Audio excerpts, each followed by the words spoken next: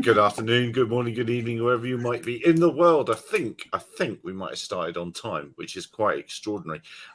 Spartan, first thing I would say, Spartan 329. Take a look at this before the show.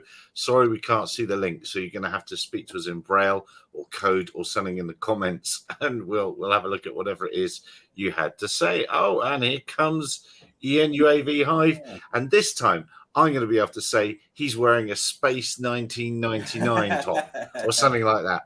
I didn't capture that last time because I'm not that nerdy. I thought he was in his best gym jams. That's what I thought he was in, his best gym jams. So there we are. Hello there, Ian. I hope you're well. So good day, Tuesday already, 100 Steve B. Yes, it is. Let's start away with it wasn't him, but it was Daryl Mills of Creative Sky, who shall I, as they say in all the best things, Daryl, if I'd actually set this up and had it ready, shall I roll VT before we say anything? We can do. Shock all and right. all. Shock and all. No sound. No sound. That's probably all right. I think we can Yeah, see. it's probably I best. think we can. I think we can see the. Can you do a voiceover? Oh, good afternoon. What a lovely chap. I say, old boy. Let's have that again, and you could do the voiceover. Let's see, actually. This man's horrible. He keeps telling me off. No, it's not. It's not letting me unmute it. So, tea and biscuits for all.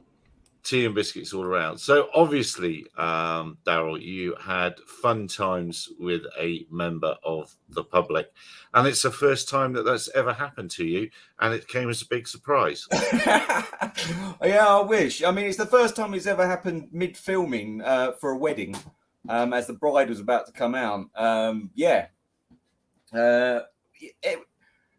don't do a lot of weddings, but I found a little niche in Asian weddings, and they like me turning up there and doing some cinematic shots and stuff like that with my eye too.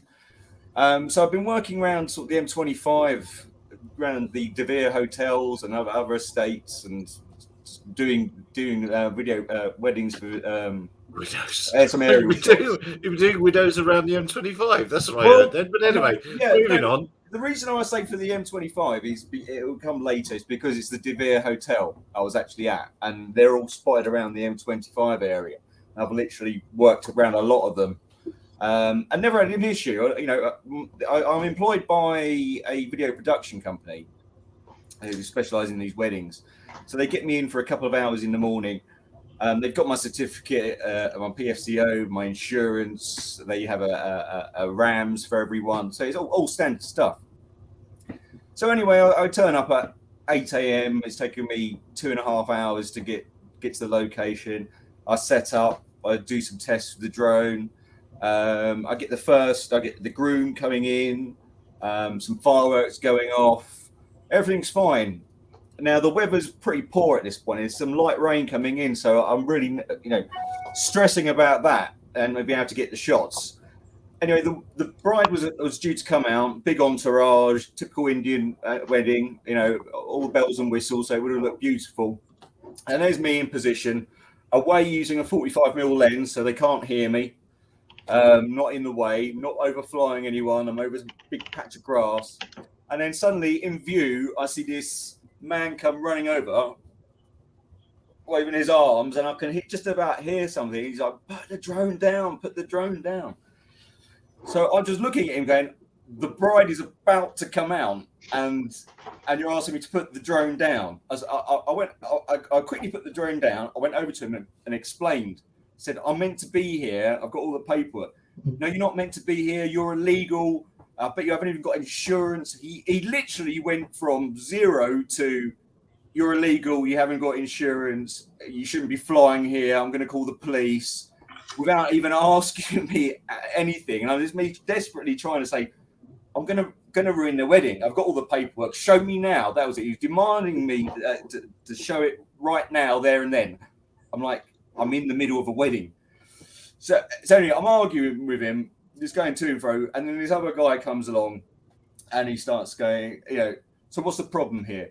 And then he said, and I explained, he said, well, where's your paperwork? And we're going around in circles. He said, that's it. I'm going to come down there. I'm going to grab you and all your stuff and chuck you out. At that point, I'm like, I'm done. Bye. This ain't worth it. Not worth it. Sorry, can I interrupt you there? Because when he asked you for your paperwork, why didn't you ask him back? Sorry, can you show me your legal authority? He didn't identify himself until partway through the conversation. I said, who are you? You haven't even identified yourself. I don't know who you are. And he said he was some manager of the estate, and I don't have permission. I'm just asking you because this is sometimes I got these kinds of events, and the first thing I always ask him, sorry, can you identify yourself or show me how entitled you are to ask for this? Those are the things that police and other legal authorities ask, so I cannot provide them to you. So please bug off and let me work. No, I totally appreciate that. And if I was on the street and it was a policeman or anyone else, but it was the management, and it was, it's all about timing, right? I'm fighting off the rain about to come down. The bride's going to come out. I'm getting the shot they want. The bride and all her entourage coming down. The one shot they're after. After that, I'm actually done for the day. I can go home after that particular shot. So I'm there waiting, and I'm just trying everything I can to just get this guy to go away so I can just get the shot. I'll give you it afterwards. Everything you need, RAMs, documents, whatever you want. I've got it on my phone. I can just, but not this second. But it got past that point, and the other guy was threatening, to literally grab me and my gear and chuck me out with his mates. And he made it in the sense that was actually going to happen. And I'm not already taken back by much but I identified a physical threat from this guy. So I'm like, okay, I'm done. So I grab my gear, pack up.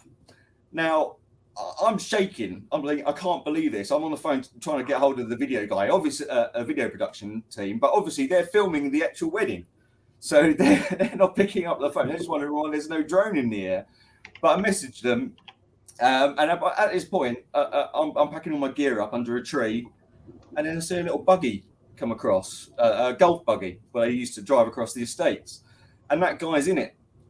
And he comes up to my gear saying, we don't no need for all this, you just need to show us all your paperwork.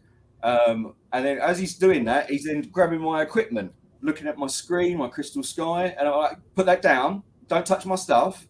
And he goes, oh, you haven't even got insurance, mate, have you? You haven't even got insurance. You're illegal. You shouldn't be here at all, should you? I'm like, I can't believe what I'm dealing with here. And then when he's like coming up to me in my face, that was it. I thought, I need to get my camera out. Just thought, film him. And the moment I turned that on, he changed. So just after that, and I stopped. There's more to that video clip, but it's kind of pointless because at that point, he's clocked he's on camera and he's just going, oh, come on. It's all good, But before I turned the camera on, I had a fear that I was going to be punched in the face or have my equipment nicked from this guy. Only to find out he's the compliance manager for the De Vere hotel group. I could tell Daryl, because obviously I've heard it with the audio as well. I mean, you were generally, you could tell when somebody's off guard, flustered, and all that.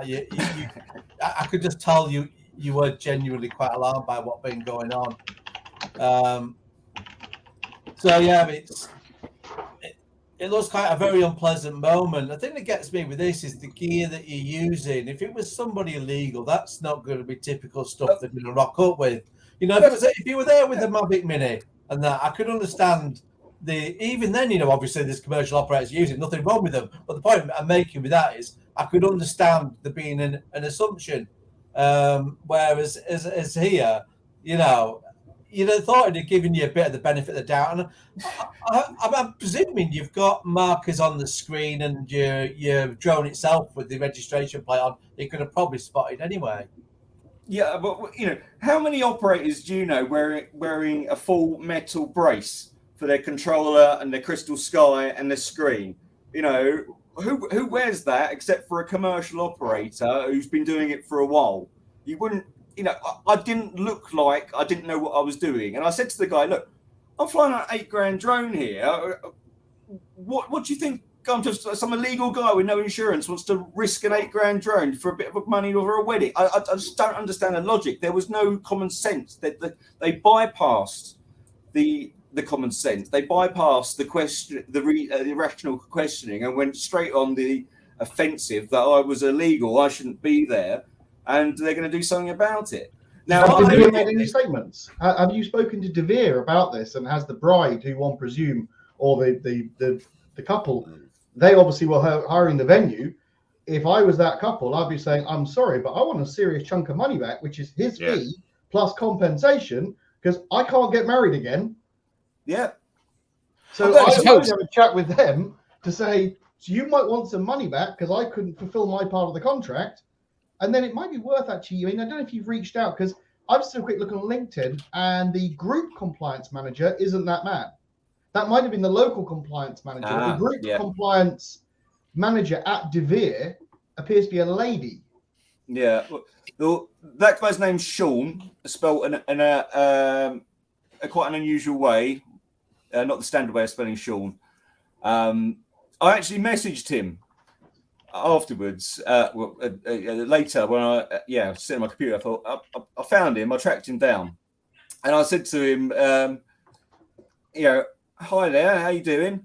I actually said hi, sweet. Was it hi, sweet cheeks or something like that? Because he said it to me, like trying to wind me up before that. So I just threw it back at him.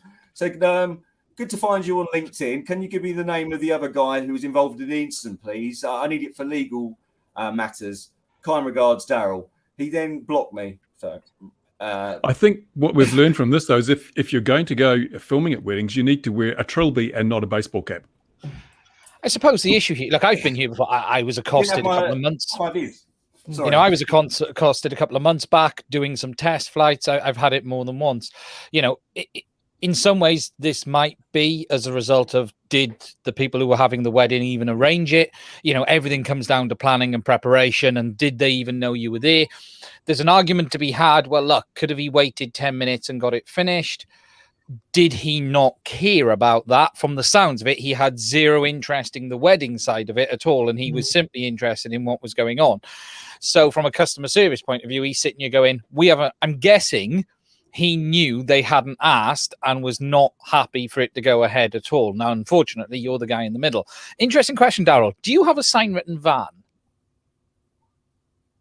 No. And it's this classic, and I've seen this before. I know a couple of guys in the industry who are full-time commercial ops all the time, and they almost have this game of, they turn up with 5 aircraft, lay them out, have a big sign-written van. You're paying 5-6 times the cost of what some of the others will charge, but it's that he looks professional, therefore he is professional. And it's as wrong as it is, I'm guessing they've pitched up and gone, there's a guy here that, okay, there's no sign written vehicle, we're just going to accost him and see what happens. And I've seen it before. It's this crazy situation of the person who's charging 10 times as much that looks pro. You know what I mean by that? You turn up with 10 aircraft and they set them all out on the table, and then he takes the Mavic Mini and does his pictures. Make sure they got the cones set out in the field. Cones. No apparent reason. Yeah, and they do that. And as well, with official drone operator written on it. Yeah. It is that sometimes, especially around that area, I've had it. It's horrible. It's a nightmare. I had it. I waited for the police. I've spoke about it on here. I was doing an aircraft test. The guy said he's phoning the police. I said, fine, please go do it. And I waited for half an hour for the police to turn up. And when they turned up, and I went, thank you. Here's the aircraft. Here's the details. Here's who I am. And they really didn't know what to do about it, because they were like, well, you're not usually here. And they didn't mean me personally, but there's a report. Nothing ever comes of it. They never said. And it's like, we don't really know what to do now. But it's horrible. It is horrible when it happens, because you're just left feeling you're doing something wrong when you're simply trying to run a business or operate. The one thing with the sign-written van, there's a lot of commercial operators won't do it, and I understand why they won't do it. It's because you're just inviting your van to be broken into. You just can't leave any gear at all in the van for any period of time. Oh, it's going to be those magnetic stickers you can put on the side of the van. So when you're going to go and do a job, you stick them on the side, and then when you go and park them at home, you pull the sticker off, shove it in the back. There's If that. someone hasn't nicked them in the meantime. Yeah, and to be honest, I mean, in 10 years, I think I've had it 4 or 5 times now. It kind of every couple of years I seem to get it. I've had it. The last one was an interesting one where someone tried to shoot the drone out of the sky. Yeah, a clipboard, reflective vest gets you everywhere. But it's going to get worse. If we end up with remote ID, we are going to know that someone's going to get assaulted within a year. I will place a bet here and now that within a year, remote ID, someone will get assaulted. In America, I'm willing to place a bet someone's going to get shot and killed because of remote ID if it's broadcast in their location where they are. You know, and these people that are designing remote ID and think it's a good idea, I'm afraid, you know, it's yeah, magnetic signs get nicked. I mean, unlike Daryl, I don't tend to wear all the neck strap stuff because I can't actually fly with it all on. I'm a bit of a strange one. I have to, even though the controllers are heavy, I just can't do the neck strap. It's really weird. But there's nothing worse than when someone comes up to you when you're mid-flight and you start getting verbal abuse or verbal hassle. There's absolutely nothing worse. If you're on the ground, it's not as bad because you're not having to worry and concentrate about that machine that's in the air, you know, and you can be a bit more, be a bit more on it. But if you're by yourself and you've got no spotter and you've suddenly got someone threatening you to hurt you or your kit, you know, because with the Inspire 2, like Daryl's got, you've got a couple of grand's worth of kit on the floor that's open and exposed. You know, if someone runs up to that, kicks it, jumps on it, grabs it, throws it in a bin, and those LiPo batteries won't like that at all. You know, the concern is really there. You've got to be so careful. Well, you are in some ways, and this I'll just want to quickly bring this into it, endangering an aircraft and the operation of an aircraft. And not only should that couple be seeking recourse from the hotel, but you should be able to put a report into the CAA and they should act on it, but they won't. We know they won't. And do you have confirmation that the couple did agree with the hotel that this was going to be allowed? No, I don't. I don't know if they, you know, I don't know. Apparently, it was arranged by the groom who organised it. They, you know, I send my documents off to the production company because they request it for the bride and groom. So at that point, I feel like my job is done. Like they're sending that off on my behalf. I'm having no direct contact with the hotel, but it's not unusual. That is what happens on every single job. This is what I mean about that hotel group. It, you know, I've done it, you know, 6-7 times. Never had an issue. I've always turned up. They've always got staff walking about. So, and that's what I mean. They had staff walking about while I was testing out the drone. And I'd already done a good 20 minutes of filming, or maybe half an hour filming before that up in the air. What the problem was, I feel, and I've got an idea about this. The first guy that came up to me wasn't actually part of the hotel, the estate. He was part of BMW. They've got BMW, got a place there, and I think they do new models, and they think that it's safe from drones and can't spot what's going on. Now, when the hotel give permission, they synchronize it with BMW so that they know there's a drone flying over, but it's for a wedding. Now, I've got a suspicion because I can't track down the first person who come up to me and started all this, but I've got a feeling he was from BMW and coming over kicked off that he didn't get the information. The compliance manager for that location was then informed or something was going on. He's come over, maybe not knowing. So maybe they did send the paperwork, but BMW didn't know. There's a couple of steps here. But at the end of the day, you know, even if they didn't receive the paperwork, they should have applied some common sense that I was filming in the middle of a wedding. I wasn't running away anywhere. I was begging them to please let me continue and I'll provide the paperwork afterwards. Something should have kicked in and said, yeah, okay, maybe we should just do this, you know, because if it's all a mistake, then we've ruined their wedding. You know, ruined their wedding video because we haven't got that particular shot that they paid all this money for. Just something should have kicked in and asked me and been a bit more approachable rather than jump to accusations of being illegal. And when we were talking about looking professional, when I started this game, I was wearing a high vis top, and I did that for a while, and then I soon learned that you only wear it on certain jobs. On other jobs where you do not want to be seen in the video, you don't wear something what sticks out like a sore thumb, and you want to blend in. And also, it's not the most comfortable thing to work in. And when you go on to doing TV and film, you look like a total plum if you turn up wearing a high vis top on a film set. They're like, oh right, okay, good on you. So it's experience has told me I've got to a point where I wear high vis if I'm working in the central London and there's people around, so I've got that authority. When I'm on a closed set or when a wedding venue, I don't need to wear a high vis. I'm in that situation where it's closed. They know I'm there, and there shouldn't be any public questioning me. So I don't need that authority look. Darryl, the funny thing is, I used to comment on Darryl's posts. Yeah, he did. All the time. So I felt a bit guilty. Yeah, so did I. Don't worry. I gave him as much crap as you did. Don't worry. One thing you could do there, Darryl, which I know mates of mine do. They'll sometimes put the high vis on, sometimes won't. But what they will have, regardless, is they have a jumper with the branding on. So it's still a dull colour down, so it's not going to get in the way on video. But just anyone stood there to come up to you, they can just see the logo there.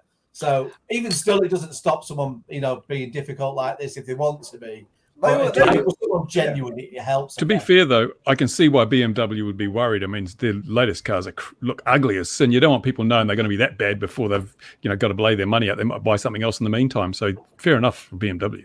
I'm going to upset Darryl now. I was going to say, because there is one thing here. Sorry, Darryl, because I've got to put this in for the sake of balance, but as commercial operators, as me and you and several aren't we meant to obtain landowners' permission before taking on? No, we're not. You need to get up on the rules, Ian. That went out a window a while ago, mate. Yeah, but it was in there, wasn't it? And that's the interesting thing, isn't it? Well, this is something that was in place. So the interesting bit with landowners, and this was the interesting bit, just about every operator since about 2000 and, well, let's say up to 2015, before the change of the wording, was probably flying illegal, because it said specifically landowners. You try getting written landowners from the actual owner of anywhere, it is nigh on impossible. You can get the contractor, you can get the guy that's managing the land, you can get the guy that's in charge of the property management, and he'll sign it, but he's not the landowner. And this was always the niggle with the permission. So it now says not to unwittingly commit trespass. So Darryl did everything he did. He did everything correct. What Darryl did is he gave all his risk assessment stuff. He got everything together. He gave it to the video company because they're the ones that want him there. So he passes it all to them, all the risk assessments and everything. And he's gone like that. And he's gone, right, you guys have got getting me the permission, basically. And he's then, as far as Darryl's concerned, he's not breaking any rules. He's not committing any kind of trespass. It's down to the video guys. The video guys are going, we're filming, we're doing video. Now, some video production companies don't think of, if you like, flying a drone is any different to a ground camera. To them, it's a device to capture some imagery. Now, while we've got Darryl, is there something else that happened to Darryl when he was filming somewhere else where he got told he couldn't film because he was going to use a drone? That's a nice transition to Hillingdon. Yes, I wanted to go there. Hillingdon Council. Yeah, no, I lost a job to Hillingdon Council because they're because Hillingdon Council's incorrect policy on drones. Do you know it's Hillingdon Council now? Do you want to just ram that home? It's Hillingdon Council. I went to do some filming. Well, I was requested to do some filming for a client, and it's a video production company. They've got a ground crew operating on council land, and they have permission to film there by the council. They've given them permission. Now, this area, there's a special park which is not run by the council. It's on council land, but they're dictated to by the council and their rules. So we had to go through the council. Now, they want me to fly a drone there. The production company, the Hillingdon Council stated no, they can't do it. You can't do it whatsoever. They have a total drone ban in the borough in the bylaws. Now, I said, okay, let's scope this out. I said, there's a private bit of land nearby. If I acquire permission for this private land and take off, I can fly over there and film exactly what I want to film because it's within reach. Obviously, I'm increasing my risk of something happening by creating an additional distance for me to fly to capture what I need to capture. It's in everyone's best interest if we work together on this, so we mitigate something happening. And with that, they turned around to me and said, if you do that, we'll have to speak to the venue on their council land and have a word with them and speak to the production company, basically revoking their permissions to do ground filming. And I did stress to them, said, look, this is the job's gone now. You know, I understand your permissions, your policy. This is nothing to do with the production company. I'm just asking off my own back. So I'm just trying to understand your policy and the reasons why. But I won't do that. I understand your stance. So, yeah, I just backed off because I did not want to cause a problem for the production company. And they're going ahead and they're filming there. So there's that clean distance now between the production company and myself. Just to jump in at this Daryl, I know Quentin's got a lot on this as well. That's why he's here. Yeah. But just prior to that, when this obviously happened, I joked because Gatwick. But then just out of curiosity, I googled the policy, found it, and literally the background and the justification for their anti-drone policy was Gatwick. So it was genuinely it was the start of the document. Well, yeah, but when you look at their drone policy, you can. I was actually, I shared and saw the the minutes of their cabinet meeting where they made the policy back in 2019. It was, and the use of words were no fly zones in relation to Northolt Airport and the other airports. They was going, well, there's these no fly zones already in operation. These no fly zones, so we might as well ban all drones from our land because we're in no fly zones. Totally incorrect. They're flight restricted zones. You can fly in flight restricted zones. They're restricted, meaning you needing permission to fly in them. They're not banning all drones. So they create a policy on complete BS. 680-acre park, which the majority of it is not in a restriction zone. Yep. 680-acre park, not in a restriction zone. Yeah. No fly there either. Yep. I think the thing that worried, well, there's many things that worried me the most about this, but there was then the threat to that production company. Yeah. So it's not just, oh, by the way, you can't fly, and if you dare, it's like, well, hang on a minute, you're not just overstepping the mark with airspace, which we know you can't police, but to threaten another company with menaces. That's well, it was threatening two companies. They was threatening two companies. The company that was based on their land and the video production company. That's atrocious. I'm curious, was it the guy I've just put in the chat window? Because I received an email from the gentleman I put in the chat window. I don't want to, as it was an email to me on 10th of January 2020, where he said, "Dear Mr. Taylor, as per the policy, any drone flying, recreation, including training, or for other commercial use in parks, open space is not permitted under the council's current provision for this. If you want to do it, model flying club." Yes.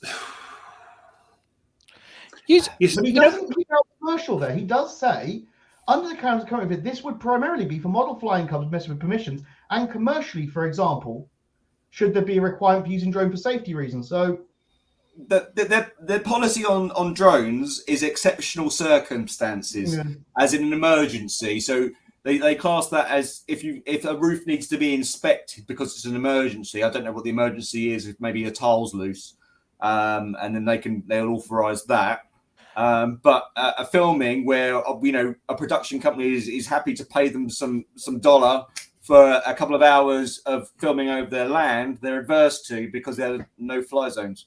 But that's only over their takeoff and landing off their land. At the end of the day, you can do still what you want from any, and they might not like it, but as you tried to do. And the only reason you couldn't do it there, Daryl, was because you didn't want to get that company in the middle of the mess that it would have created. Is an interesting question, and I was thinking about this one. It stems what you said earlier, Mark, where it no longer says about landowners' permission, and it says you will not break any bylaws. Where do people stand on right of way over private lands? So, for instance, bridleways and paths. Yeah. So, I think this would have to be fully tested in court, to have the definitive answer. However, it's a right to cross land. You cannot stop and have a picnic, and you cannot block a bridleway or a footpath. It's a right to cross. You cannot stop and have a picnic. If you set up a camera, you can set up a camera, but if you set up a tripod, you are literally blocking the footpath, and therefore you're in breach of the rules. Yeah. It's really bizarre. I would say you can take off from a footpath, but think about it where you're doing it. It's still the farmer's land. You are technically not committing trespass because you've got a right to be there. Yeah. Until it's in court and someone's there. It's a very, I would say it's grey, but I wouldn't say it's highly illegal. I would say it'd be civil trespass anyway. It won't be criminal trespass, I would imagine. Yeah, civil trespass, you could say, "Oh, I'm sorry, I didn't know. I made reparations. Yes. I moved on." That's there's no civil exactly. Aggravated trespass. No one's going to do you for unaggravated trespass. Otherwise, it's a precedent to then charge the postman for trespass and sue the Royal Mail every time they walk up your doorstep. Exactly. And so, sort of aggravated. If you jump over a gate and take off from so there's a field and there's a gate, and you jump over that gate is closed. It's clearly it's private. That field is clearly not there to be accessed. If you jump that gate and you take off from inside that field, you committed trespass because you jumped that fence. Yeah. If there's a sign that says footpath and you walk along that footpath, you are not deliberately committing trespass in any way, shape, or form. There's no one around. You can take off as far as I can see. Just don't block the footpath. Close a little bit of a more frightening part of this circle, really, in that local councils are taking cognizance that AAM, UAM's coming, and they actually have rights as to what is visual over and around roads, and that's why they're wanting to get into the urban air mobility space and the AAM space, and get a little bit of cash for that stuff flying at low level. And then the further frightener on this is our dear friends at Airmap have moved out of our industry at the moment. They got booted from the LANC system in America, and but that's because they've just won a contract with the US military, and they're going to be providing UTM services to the US military, and that's also part of the Wing Initiative, which is part of the initiative that is speaking to UK councils about monetizing lower airspace and areas across roads and drones crossing roads. It's all there. All the clues are there, ladies and gentlemen. They're all there, hiding in plain sight. I think we need some freedom of information requests. I think we're going to have to launch a load of freedom of information about Wing and everything else. Well, why are several overseas UTM companies taking money from that Project Innovate, whichever future flight thing?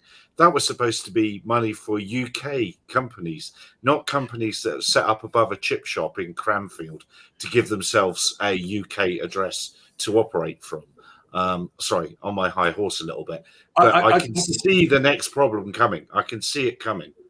And it is worrying because, I do think, though, the CA may fight our corner a little bit. The CA, for a lot of people do think the CA are quite towards drones, a bit harsh, this and the other. They're actually not as bad as everyone thinks. I'm just wondering who's stood behind them, because it takes a lot of poking to make the CAA do stuff at times. They didn't want to do certain things, and it took a pump. It takes someone from the DFT to literally, or a minister to literally go, "You're going to do this."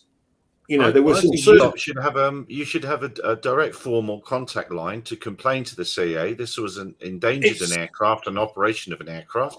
Ring this person, at least go and investigate it. Because if that compliance guy gets a call from the CAA, at very least, well, it would worry me. And I've had loads of calls from them, which worried me. But anyway, that was in another life. But the hotel group should receive the call, not the person. Because the hotel group, everyone's operating commercially in that space.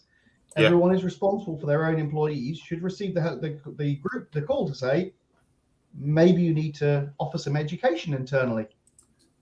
But there should be an easy way for you guys operating commercially in the UK to call somebody. In a former life, we had a guy in charge of ballooning. It was very good, and you'd ring him and say there was a real problem here, and he would get someone like Richard, who hasn't joined us from CAA Legal, to give that person a bell and give them a warning. And if it was something really serious, then prosecute them. They don't have the staff. The CAA do not have the staff. I don't think. You know, OSCs are massively behind at the minute. They just don't have the resources. If you know, can you imagine if they said, "Call this number"? So what's your money for then? What's all the money for that you're paying them? Why are you paying them any money? Raspberry Pi. Why bother? Raspberry Pi for the registration. I don't know what it costs for your operating licenses over there now. So per year, what is it, 190, Daryl? About that? Our renewal? Mine's due next month. I don't know what it is at the moment.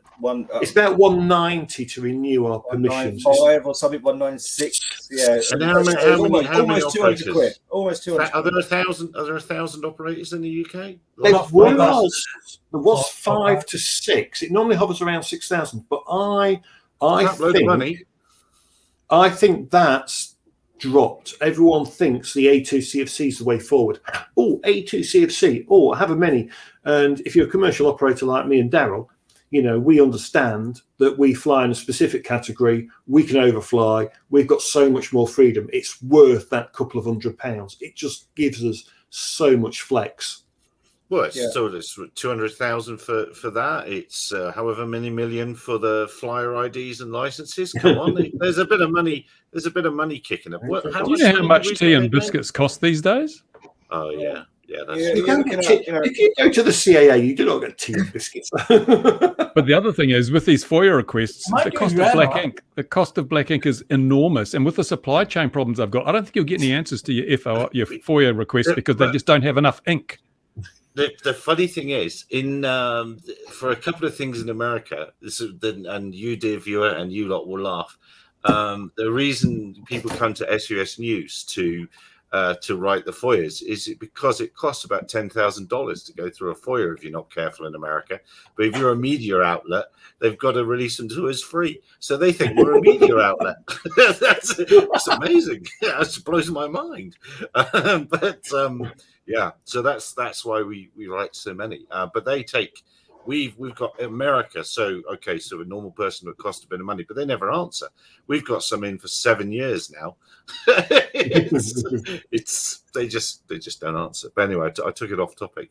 All of it is shocking and worrying, and I think there's a bigger game around the corner from Airmap than the worries we've had for years so far, and we've got to be very careful watching that. Very careful as an industry worldwide. For me, the alarm bells with that were when it's the CEO of NATS, when he left, became an advisor to Airmap. As I've said before, all that does ring alarm bells. And the Gatwick guys being flown over to America on a holiday to go and see how they work, him and the family. And that was before the Gatwick incident. But, there's a lot going on, and we've got to be very, very careful what we wish for. I just hope that BMFA and FPV.org get enough members to have enough clout to go to the CA. If they do try to charge for lower airspace access, they can go, no, this is not, we do not agree to this. I hope they get enough people to be able to have the voice, because we have RPAS. So RPAS is meant to represent the commercial operators like me and Daryl. Now, you can already see from Daryl's expression what he thinks of them. Right? Tapas, little bit of everything. So that needs to be started. That's a great idea. I have mixed feelings about RPAS. I would say it might have some use somewhere, but I'm kind of on the fence with them to a degree. What I think, I'm not a member and I won't pay such silly fees, but they're meant to represent us. But if they turned around and didn't criticise the CA or say no, we don't agree to fees and this, that, and the other for charging, it goes to show our pass will be pointless and useless to us. Anyway, it just shows they are the waste of space that Daryl believes they are, and 50% of me does. Putting words in my mouth there, Mark. I didn't say Sorry. Sorry. I'm not saying you're wrong. I didn't say that. Yeah, no, you didn't. Sorry. Yes, that's what correct. Is it they say no taxation without representation or something like that, which is kind of exactly what we're getting from our aviation authorities at the minute. As an industry, we're a bigger group than manned aviation by an order of lots now, and flying in a far safer way, many times less fatalities. And I would contend that we'll just, in fact, at the moment in COVID times with less airliners flying, maybe it'll count, but there might even be matching the hours for airliners, or certainly getting up there around the world. We'll certainly be getting up there, and there needs to be more representation rather than just beating with a stick all the time for the money that people around the world are paying off the high horse now. and sadly, I mean, this past week we lost a paraglider, didn't we, in the UK? Sadly, yes. Well, that was a mid-air. That was a filming mid-air in Scotland for the lady flying around the UK on the way up to the COP20 whatever chat it is in Glasgow shortly. With a visual observer. Well, they hit each other. But really? Is that what's happened? They hit each other. For some reason, I assumed they was on the same aircraft, but they was on separate aircraft. I believe. I stand to be corrected. I believe that's the case of two aircraft, and it was a mid-air. Yeah. But oh dear, 2 paramotors. Is everyone okay on that one? No. The cameraman died, and the lady who is the Rasasha, I think, I can't remember her name. Yeah, she survived. Yeah, she survived, but serious injuries or something. Serious. Yeah. Going around in an electric paramotor, going around the UK for ahead of the COP thing. So, but there's a fatality there, and they should have filmed it with a drone. Would have been safer. Well, Don't say things like that. Yeah, it's a tricky one. I've been on my high horse. I think I should let other people speak, but I think that I've had the problem Daryl's had. And I'm really worried that Hillingdon and people are beginning to be empowered, and this is going to get worse, not better. By the way, just going back to the Hillingdon thing, so I actually, a long time ago, when this whole rubbish first came in, I got my local councillor involved because he literally lived just over there. Lovely guy. And he came around to my house. He looked at some videos I'd shot. He was going, because he wasn't really aware of drones. He had a play, not flying around here, but I'd look at it and everything else. And he said, well, Quentin, so you knew one thing. He said, can you write him an official letter? He said, you've got your bits and pieces. I didn't my A2 then, but you've got some bits and pieces. Could you write them an official letter and ask them for permission? Because, well, it says you must write to this address for permission. So I did. And then I got that response, which I've stuck in the private chat from that gentleman there who's the head of Green Spaces saying no. So then I printed that out. He came back around my house. We had a lovely cup of tea. We had a lovely chat. And he goes, right. He goes, I'm going to take it to the council meeting. To the meeting of the councillors. And he came back and he said, I'm really sorry, Quentin. He said, I don't know what's up. He said, but they're just not interested in discussing because it's like it's a verboten topic. And that's it. Now, I live in Hillingdon. I'm currently sitting in Hillingdon. And as a council, generally, they're not too bad. They do the bins really well. They do all the stuff you expect, the libraries. They do the roads. They do all this stuff really well. But this one topic of just banning with the Public Spaces Protection Order, banning anything they can think of banning without exception is a real It's a real. So the emergency exception, emergency. Well, yeah. So is it specific to drones there, or have they done this with other Well, equipment as well? No, they rewrote it actually because Gareth from the Register pointed out that the way they had written it originally with this public safety protection order, they actually had also banned all autonomous vehicles, which would make Tesla a bit annoyed if they're trying to drive through, because it would mean that you'd actually have those. So they rewrote it slightly after he made that little joke to them. But if you have a look, and I think I bounced this across in DM and so on, if you have a look just on Airmap or Drone Safety Map, you can see that people are registering commercial flights in Hillingdon right now.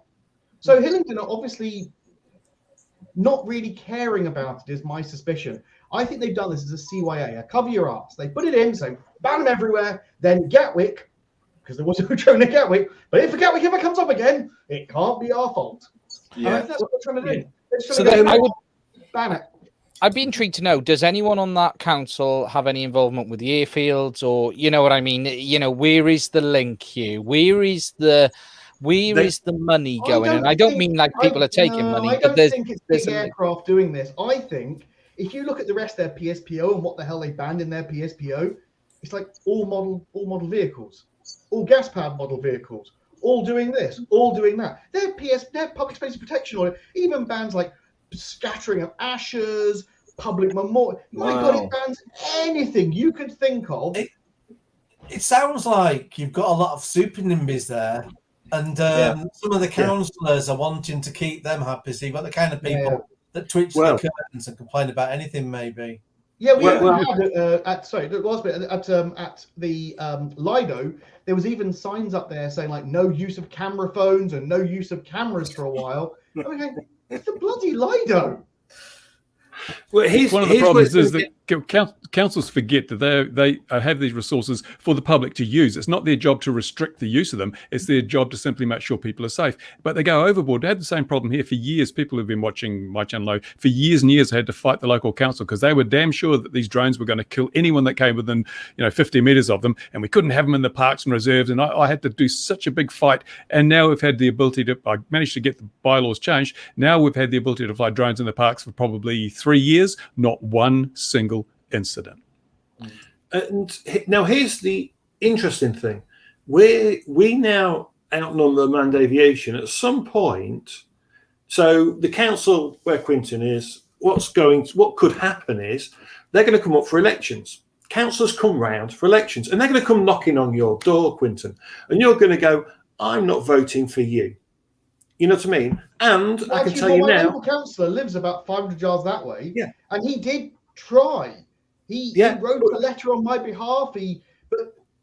Now I was hoping, because the Clive Puddifoot was the main guy, the guy you can see on the YouTube video, who was making the proclamations about it's just filling up the spaces in between the no-fly zones. Yeah. He's now gone, and I was kind of hoping that when a new person comes in, I don't know, I think it's ingrained in the council. Because let's be really honest, the response that you got earlier on this week from them, that's not a councillor. That's a council. That's a council official. When you watch the video, that you can just see them nodding whatever anyone says about it through, because they have no interest in entertaining it. It's not like quicker, isn't it? The word drone, bang. we've got airports. We just don't want the hassle. No to drones. You did have an incident there, though, didn't you? There is a model flying club just north of the M25, isn't that's in Hillingdon, isn't it? That's and Hillingdon's by Heathrow, isn't it? Yeah. Well, Hillingdon's quite big. So there's 3 airports. You've got Hillingdon, you've got RAF Northolt, and you've got Denham. Yes. I think that's still in Hillingdon. Yeah. Okay. Yeah. But there was a flyaway, wasn't there, from a field? I'm trying to remember it, just north of the M25, and it hit the hotel, one of the airport hotels at Heathrow. It was just a standard model aircraft. So that would have been. My head's telling me that's like 5, 6, 7, 8 years ago, and I wonder if that incident also got. No, I think all this lot came in. You know when the environmental protesters said they were going to fly drones over Heathrow, and it was really windy, and they got these 30 quid drones, and it's like, let go of that, and it's going to fly that way and just spin out. It was literally that week or the week after that they started pushing in the consultation. Now, I'll be honest with you, I missed the consultation. I'm not sitting on all the council stuff. I don't look at all the stuff they've done. I only saw it when the no drone signs started popping up, and then I started feeling a little bit annoyed because they started putting no drone signs like all around here. I've not seen them anywhere else in the borough, but literally around here, they're on every single lamppost around here. And it's going, but I've not seen, and they're probably metal ones and everything. Well, I blame you, Quentin. I blame you. I want to say truth, when these consultations are done, usually before they're even done, a mind's made up for what's going to happen. Yeah, and the exactly. consultations just a tick box exercise you have to go through anyway. So even if you had said something, I don't think the outcome would have been any Yeah, different. no, that's as I've said many times, they have to consult, but they don't have to listen. Have you guys watched the video, Ian? That video of the council meeting, that was the pre-consultation meeting. Yeah. And it's like, that was, there was no chance that was going in the direction. Yeah, we all agree. Yeah. But actually, by the way, after that, I did an FOI and I asked them for how many drone incidents of any case have you got? And their answer was... Careful. Go on. Their answer was to me, they didn't keep a record of them. We have an expert. We have an expert on this subject for asking that question. Ian did just that was it Manchester Police? I can't remember who it was, Ian. But when you asked drone, and that brought up, well, you say what that brought up when you asked that question, because that was brilliant when you did that. So you'll have to elaborate a bit more, because I'm trying to think which one you're on about. When you ask the police, dear police, how many drone incidents have you had in your logs or your records for the last? Yeah, I did that with West Yorkshire Force and a few others. Yeah, but it brought up where I'm going. This is the sort of stuff it brought up that included the word drone. Oh yeah. I mean, to be honest, I asked for the incidents log where everything was the word drone in it, and it was like drone owners being robbed, emails about drones. Everything in there, but bar any actual drone issues. I think in like 1 year, the only genuine thing in there where there was you could say there was a genuine impact was where a drone had hit someone's car. So you have damage there that should have been paid for insurance. So that's legitimate. But the rest of them were mainly people saying, "I've seen a drone, and I just assumed it's doing something suspicious," and that's the majority of them. And then other stuff, it was fireworks. I've actually spoken to Quentin about freedom of information. I think that's why I think he chatted to me before. Yeah, I did chat to you before, and that's why I did it. Yeah. Oh, well, I guess from what Gary's saying, the other angle you can go here is to do it to the local police force, because if you get their stats, so our local police force is the Met. So essentially, you'd have to. I suppose you could ask for this ward or something. Yes, yeah. Oh, okay, right. You should be able to do like postcode or ward or something. Yeah, so to get it down to ward level, and then you've got some evidence, because you might actually find there's either no drone reports at all, or you might find it's a tiny number, and then you've got something to go against. And if it is, I say a larger number, and a larger number is the numbers are tiny. I mean, like I say, in West Yorkshire, it's considerably less than fireworks and snowballs, and these are especially like snowballs. That's right. You have more snowballs all year round, Ian. All year round. Yeah. So this is up north. If you do find, let's say for argument's sake, even if there were 100 complaints in an entire year, which is tiny, you could then say, can I have the incident logs for those with just the personal details redacted? And you can read through it, and then you can do the count yourself and then say, well, actually, there was only like 2 of these things that were valid, and the rest of them were just people being suspicious about it, and so on. And then you've got a little bit of data. And I guess the thing to do after that is just to try and, you just got to try and get media interest. That's the only thing that ever influences politicians, be it local or national. Like just seeing if the local paper will do a story.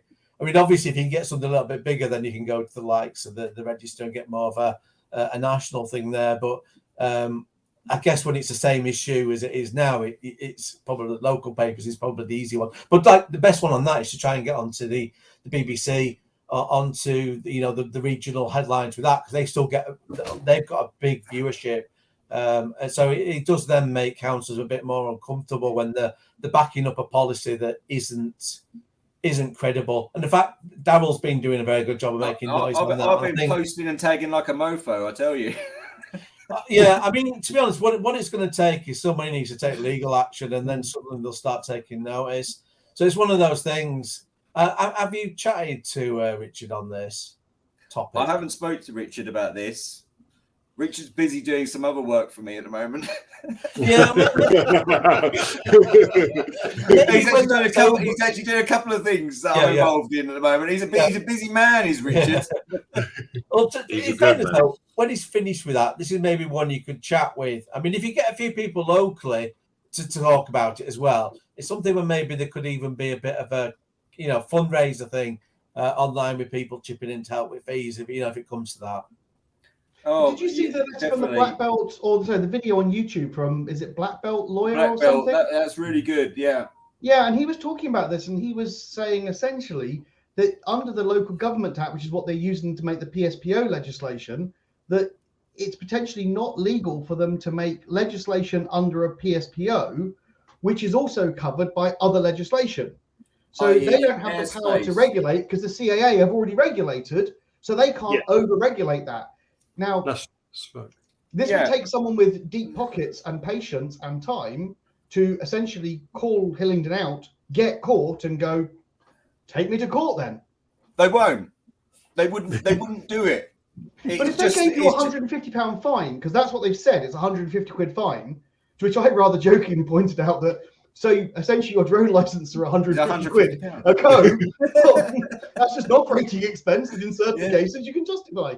Yeah, there's nothing worth filming. I don't mind paying £150 to fly there. That's a good deal. I'll do that for a day. Well, that's again from the balloon world. That's exactly what we realised. Our passengers were insured in the vehicles when we drove them to and from the flights. They were insured in the balloon, but for a moment, whilst they stood on a bit of farmer's land, it all became a bit dodgy and a bit grey. And the only reason we found that out was because we landed once, me and the boss, and some lady just jumping up and down, a hello family. She twisted her ankle in a rabbit warren, and she was coming after us. So then we started, when farmers wanted money, we said, oh yeah, I have some money. Because then as soon as they took that money for a landing fee, they assume the responsibility. Hey, it's a cheap deal. Here's your money. We're not giving you a bottle of wine anymore. Here's your cash. I've got a funny one. I've got a funny one about hot air balloons. So I did some work on an RAF base, one of the smaller ones down south. I can't remember its name.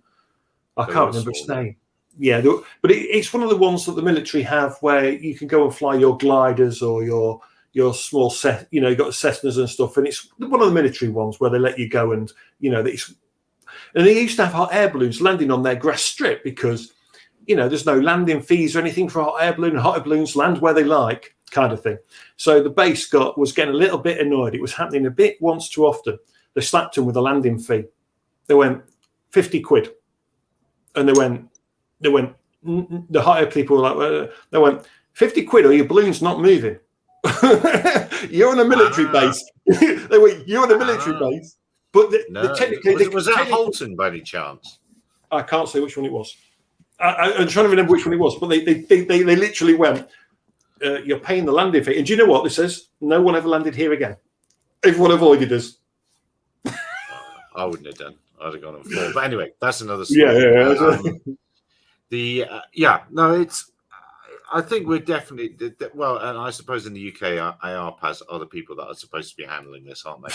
And pushing for a little bit more representation from the Civil Aviation Authority. You are paying. You do have all your bits of paper. You have your ducks in a row.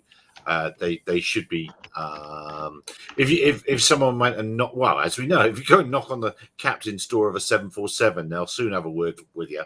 When he's driving, and it's kind of the same thing. I have to say, in ARPA's defence, I do think they are, because I've had a chat to them about this. I do think they are trying to tackle the issue with councils, but I think they're probably as powerless as anyone else, because you're still just another group trying to get reason out of a council over a policy that's unreasonable to begin with, and.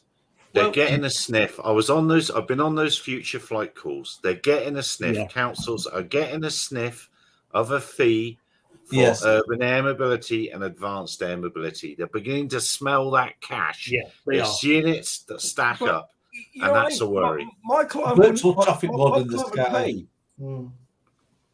Sorry, Daryl's client the money because they would say, here's X amount for permission, but they're just going. No. But they don't have no, a mechanism of taking that money. And the problem they have is if they take your money, then they have to set up a mechanism for taking other people's money. So it's And then easier they for make them money. to say, no, but they're not going to make enough money to justify. We had it with the allotments here, that it took ages to get on for an allotment. And then we discovered that there were lots of allotment places here, just that there's only one person who's on a job share who's looking after all the allotments. So you then have to wait for it to get round. So the waiting list is generated by there's just not enough people doing it, not that there's not enough allotments. Would you get their attention if you flew your drone from an allotment? Would they suddenly start talking to you then? You would be technically you'd be all right because you're not committing trespass. I will fly from that allotment. There we go, everyone. Top tip: if you want to be able to fly in a built-up area and you want to land in allotments are very cheap to come by, and then what you need is one, and then you can literally have all your mates come around and fly your drones off them. Yeah, but councillors are too smart for that. They'll just add a thing: no drones may be flown from the allotment. Yeah, but that's not my agreement. The one I signed, it wasn't in that. It's always unilateral, and the agreements around here are what we say goes, and if you don't like it, bugger off. Yeah, they can change them as they wish. Yeah, true. Emergency orders pretty frightening, or whatever. I'm not saying that quite correctly. However you termed it, that does seem like an easy get out of jail card for councils to do whatever they like. I thought they had to have had a bylaw in place to stop this that would have had to have gone through proper process. Which is why they've opted for the other version, the P whatever it is. Public Spaces Protection Order, because they can ban anything in a PSPO. The council up north that has banned the carrying of golf clubs off your own property. That's not bad. Well, that's fair enough too. Bloody golfers. I think sports like that should be banned anyway. So I think the Northern Council was doing the right thing. I think. Here's a crazy one then, and this appeared on Twitter, and I think it was you, Gary, that pointed this out. So they're looking at giving all small boats in the UK under a certain size a kind of remote ID. Now, there was someone who I know, who I do respect, did reply and said, well, cars have it. No, cars have it for emergency reasons, and you have to have that option. Not you have to have it mandated in law that our cars are tracked everywhere, because they're not, But could you imagine if it turned around and says all small boats have to be tracked live where they are? Anything under, 8 meters, 12 meters? Yeah, no, it's basically everything now. And but Hillingdon Council, when remote ID comes in, they're going to have a compliance officer that's wandering around. He's not actually going to have a man. They're going to have several Raspberry Pis with receivers or any Wi-Fi device, if that's what they go for, and they're going to be hoovering up the data, and they're going to be getting those flights and coming for their fees, and they're going to know where you are to come and get you. That's why you always spoof that data so your neighbour gets the bill. But then it goes back to what is it for? Is it money making, or is it making people safe? Because it's all about safety. Everything to do is all about safety. Surely. The people like me read the bylaws, read PSOs, we understand, and then we abide by them. People not like me who have a cheaper drone, who just on a bit of hobby, a bit like Mark. He won't give it and he'll just fly and ignore all their bylaws, potentially being a massive risk because he only flies in fields. You take him out of field, he's like, oh no, building. The interesting thing, though, is that it's not helping anyone, is it? It's not helping anyone. It's not going to reduce incidents. If anything, you're just going to have incidents that you don't know who they were because you don't have permission. So the only instance that's going to go up because of remote ID is assaults on remote pilots. That's where the safety issue is going to be. It's going to be the remote pilot getting duffed over for his $8,000 drone he's flying. Yeah, but as the FAA say, just call the police. Just call the police. That's their solution to that problem. Rulemakers are getting smart. Have you noticed in the States, the FAA has sidestepping the regulatory process by using CBOs and saying you must follow the rules of a CBO to be legally flying your drone. And so they then pressure the CBOs to add new rules which aren't changes to the regulations, but they effectively act like changes to the regulations. They put regulatory indirection in by having a third party have a policy. And that's what's happened with our council. They've said in the public places bylaw that drones may only be flown in accordance with our policy, and they can change their policy without consultation, without anything else. So effectively, they're able to change the rules without the normal protection of a consultative process and public submissions. It's happening all over the world in respect to drone regulation, and it's going to happen more. I do fear you're right, Bruce, and it's kind of crazy. But when people bang on about safety to me, I go, right, when was the last time someone died from a drone? You know, when did the last time someone was killed from a multi-rotor drone? Now, if you give me, you don't watch my videos. Yeah. When did I last fly? Mark? Last week. Right, so you killed so last week. So don't right. Don't. This is just for fun. So So last week Daryl flew, and because Daryl is completely unsafe, someone was, decapitated and everything, and it was all in the news. Wasn't? And I'm sure I saw that somewhere, didn't I? That's bound to be somewhere in the news that this happened to Gatwick. Happened to Gatwick. That week, yeah. So the problem they've got is anyone that bangs on about safety. To me, it's like, okay, if someone says a drone fell and hit a car once, okay, so a drone fell and hit a car, we've heard of this incident, it happened once, let's say it happened once in 6 months. That's still less than cyclists died in a week. You know what I mean? Well, more cyclists died in a week, sorry, you know what I mean? If you look at it and things that you do, more people got killed crossing the road in a week than that one drone falling out of the sky and hitting a car. That Phantom 4 Pro RTK that fell out of the sky, Network Rail job, if you remember that, it fell out of the sky, it crashed 10 meters from someone. I thought Network Rail had a complete ban of anyone flying any drones anywhere near their rail, just in case it hurts their big. Those steel girders are pretty delicate. That's only if you take off from their land, Quentin. Oh, yes. Right. That's only if you take off. If you don't take off from their land, if you take off from the public footpath next to the train line, You've got no say. relevant distances in place. But that is Network Rail being told by another company that they can provide. We've come full circle back round to the Airmap model.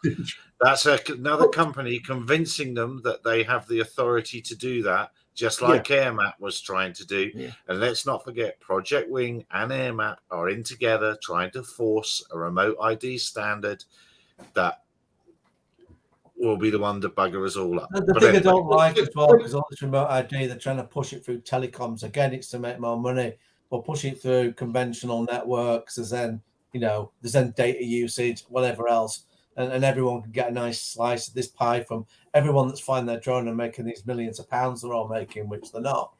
And it's gonna filter up to light aircraft. They haven't woken up yet. It'll filter up to light aircraft and gliders and balloons and everybody else. I think what we'll actually see, in fact, we're already seeing products they'll be going into electric cars. Once this thing, drones, I think put those same models on cars.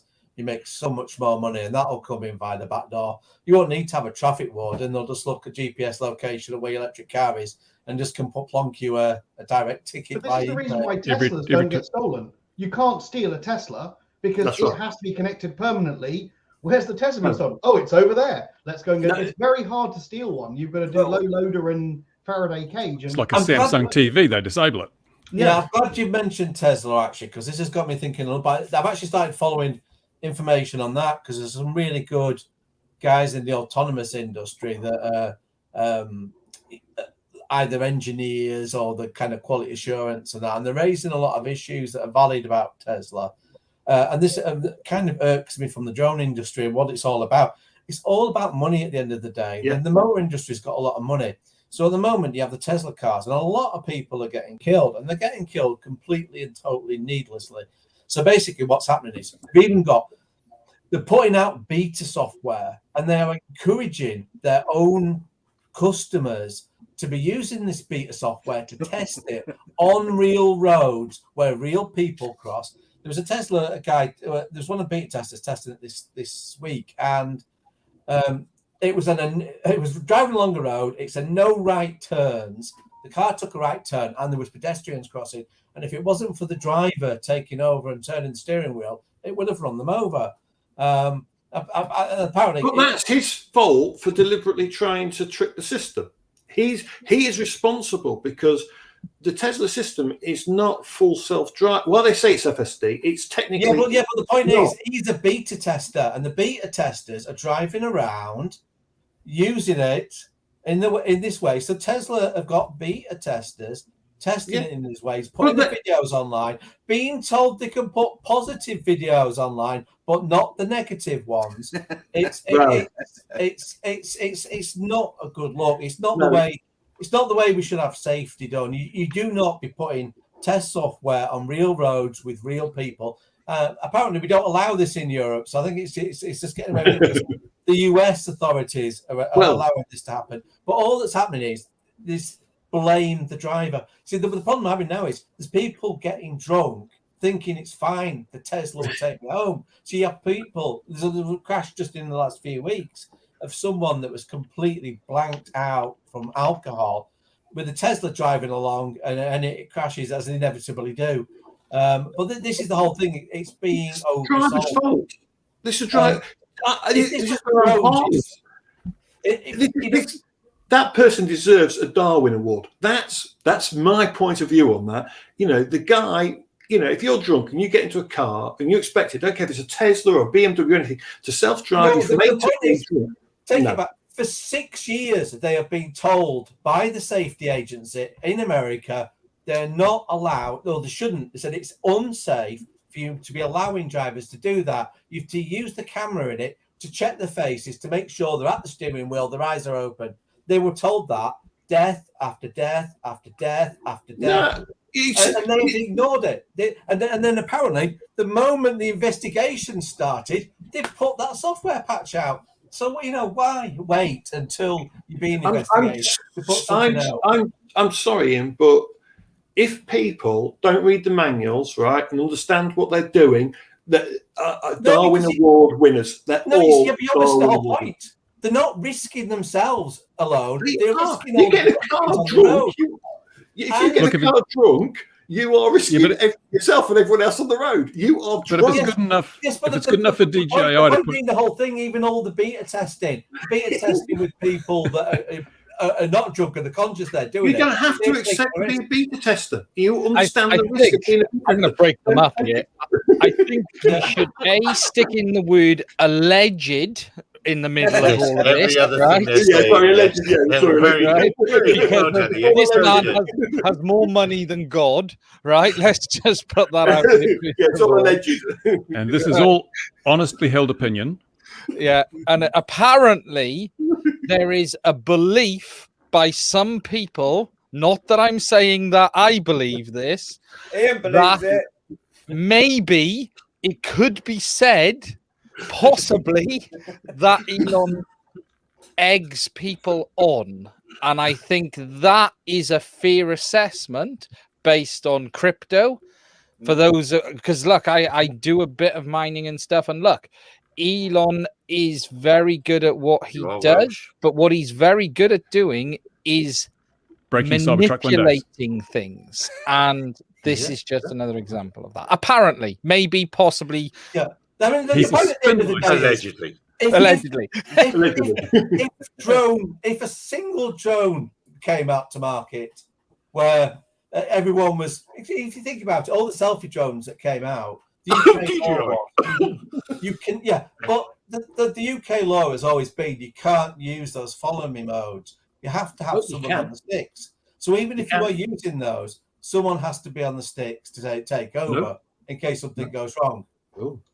Not anymore. This comes down to now you can have follow me. So as of the new rules came in, if your aircraft is a certain weight, you can have follow me as long as it's within 50 meters of you. You don't have to. You can have it follow you down a hill as you ride your bike. But surely your fingers are going to be on the controls. Yeah, surely you're going to be able to kill it.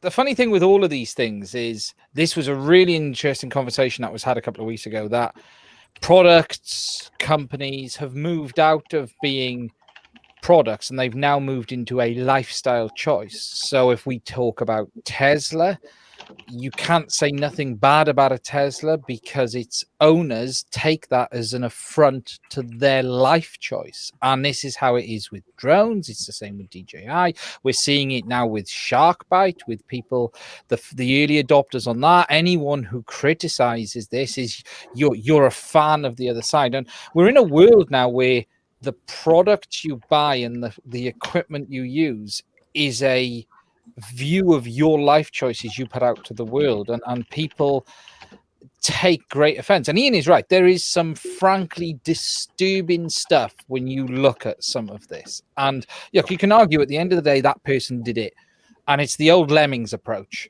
The first one walks over the cliff, the other 3,000 follow. But is it the first person's fault, or is it the 3,000 who followed's fault? And that's where the point of order. Quentin's got to go. Sorry, I'm going to go. Apologies. Thank you very much. Thank you. It's been great having you. Thank you. See you. Bye. Thank you. Look after yourself, and we'll watch Hillingdon very, very carefully. Thank you. Yeah. So, cheers, Quentin. Cheers. So, yeah, who's more foolish, the fool or the fool who follows? But the point I think generally it's Bruce and I are more foolish. Very philosophical. That's very philosophical. Just so I can wrap up and shut up. The point I was trying to get was an analogy of saying the drone industry gets nowhere near this. So let's just say there was lots of people being killed by the use of drones because we all decided we're going to fly them when we're drunk or when we're asleep and so on. I do. We'd be having none of this leeway. It would be MPs jumping up and down, screaming, the Daily Mail going on about them, and we'd have new legislation, before we could blink our eyes.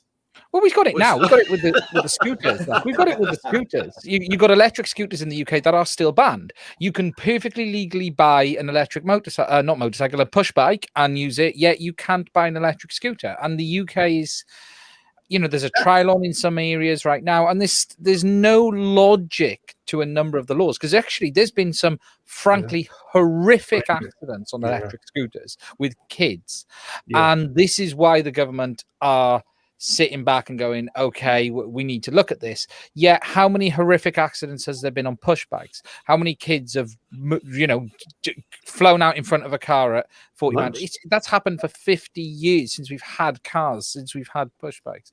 So the problem is in this country, we don't balance Wales. I forget you're in Wales. Yes. Well, we don't. We don't use logic when it comes to our laws. What we use is emotion, and the emotion with drones is it's spying on me. We'll never get away from that fact of everything comes down to you're trying to see me naked in my garden, because that's what everything comes back to. Jeez, mother of God, no. Well, I wish you'd leave your clothes on in the garden, and the problem would be solved.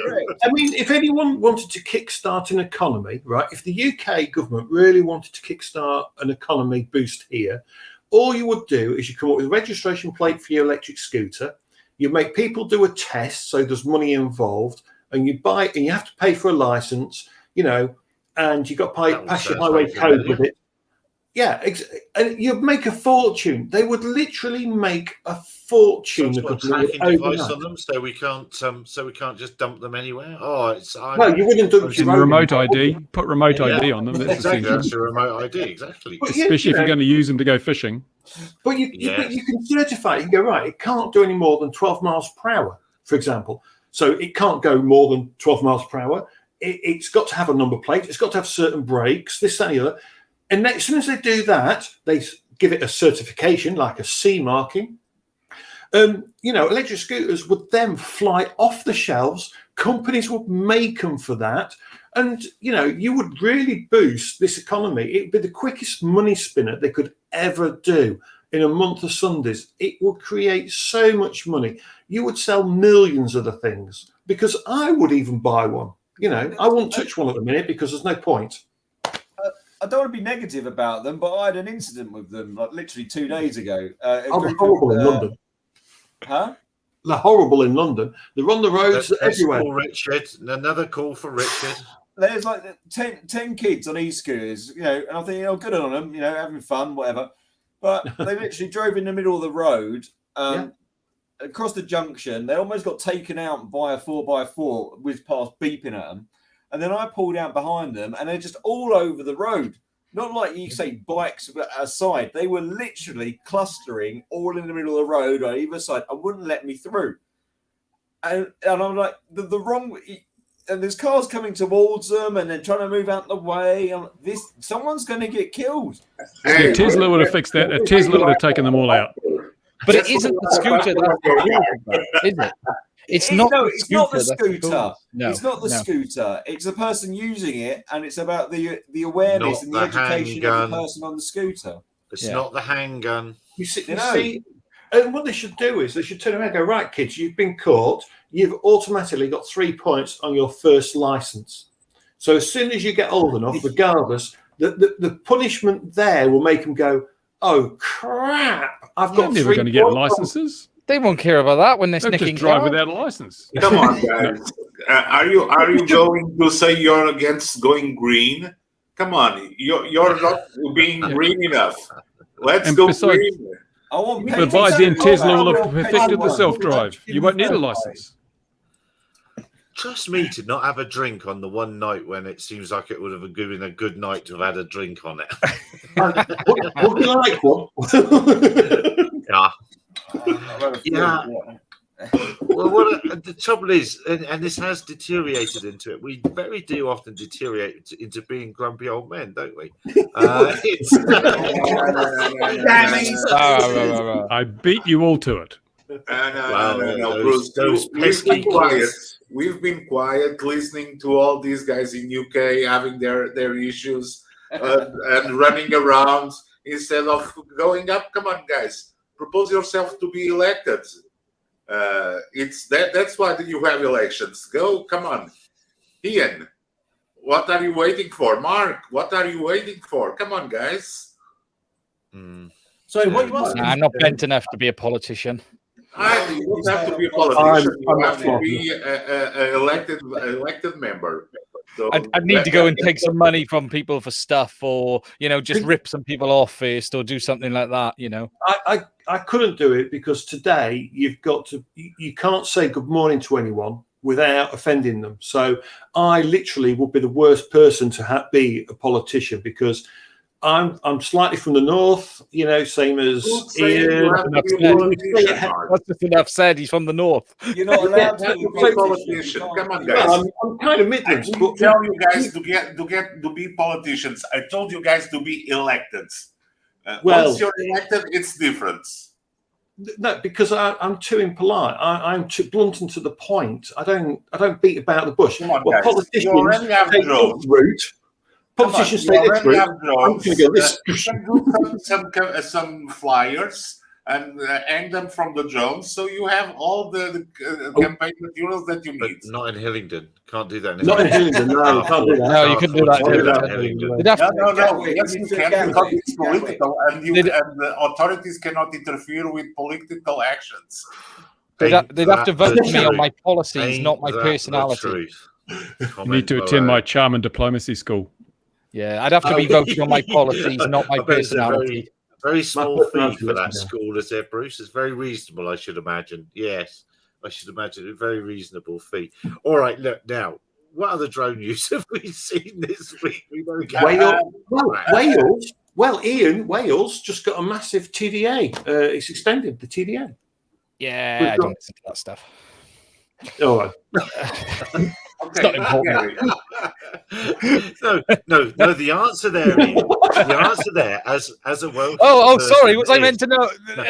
Sorry. No, the answer there is, my word. The west coast of Wales is the innovation centre almost for European drone enterprises. It is. How proud we are to have such a wonderful facility within the country. Yaki Dar lava cake. Yes, lava cake. Yes, look, Wales is. We're trying to spend all of the remainder of that European money before it goes, I guess, and we're trying to make sure that's all been used up and that pot is dry. And there's a lot going on in Wales, which is usually paid for by other people's money, and this is really no different, to be honest. But we got a lot going on. We've got not far from here, Aberporth. We got the Peacekeeper, which is an incredibly big thing. You know, it's I've had it fly over the top of a vehicle I was in, and I was like, Jesus, what is that? It is huge. You know, come to Wales, spend money, bring your drones. We love it. But Is Torchwood still going? Torchwood, yes, No. Torchwood's there.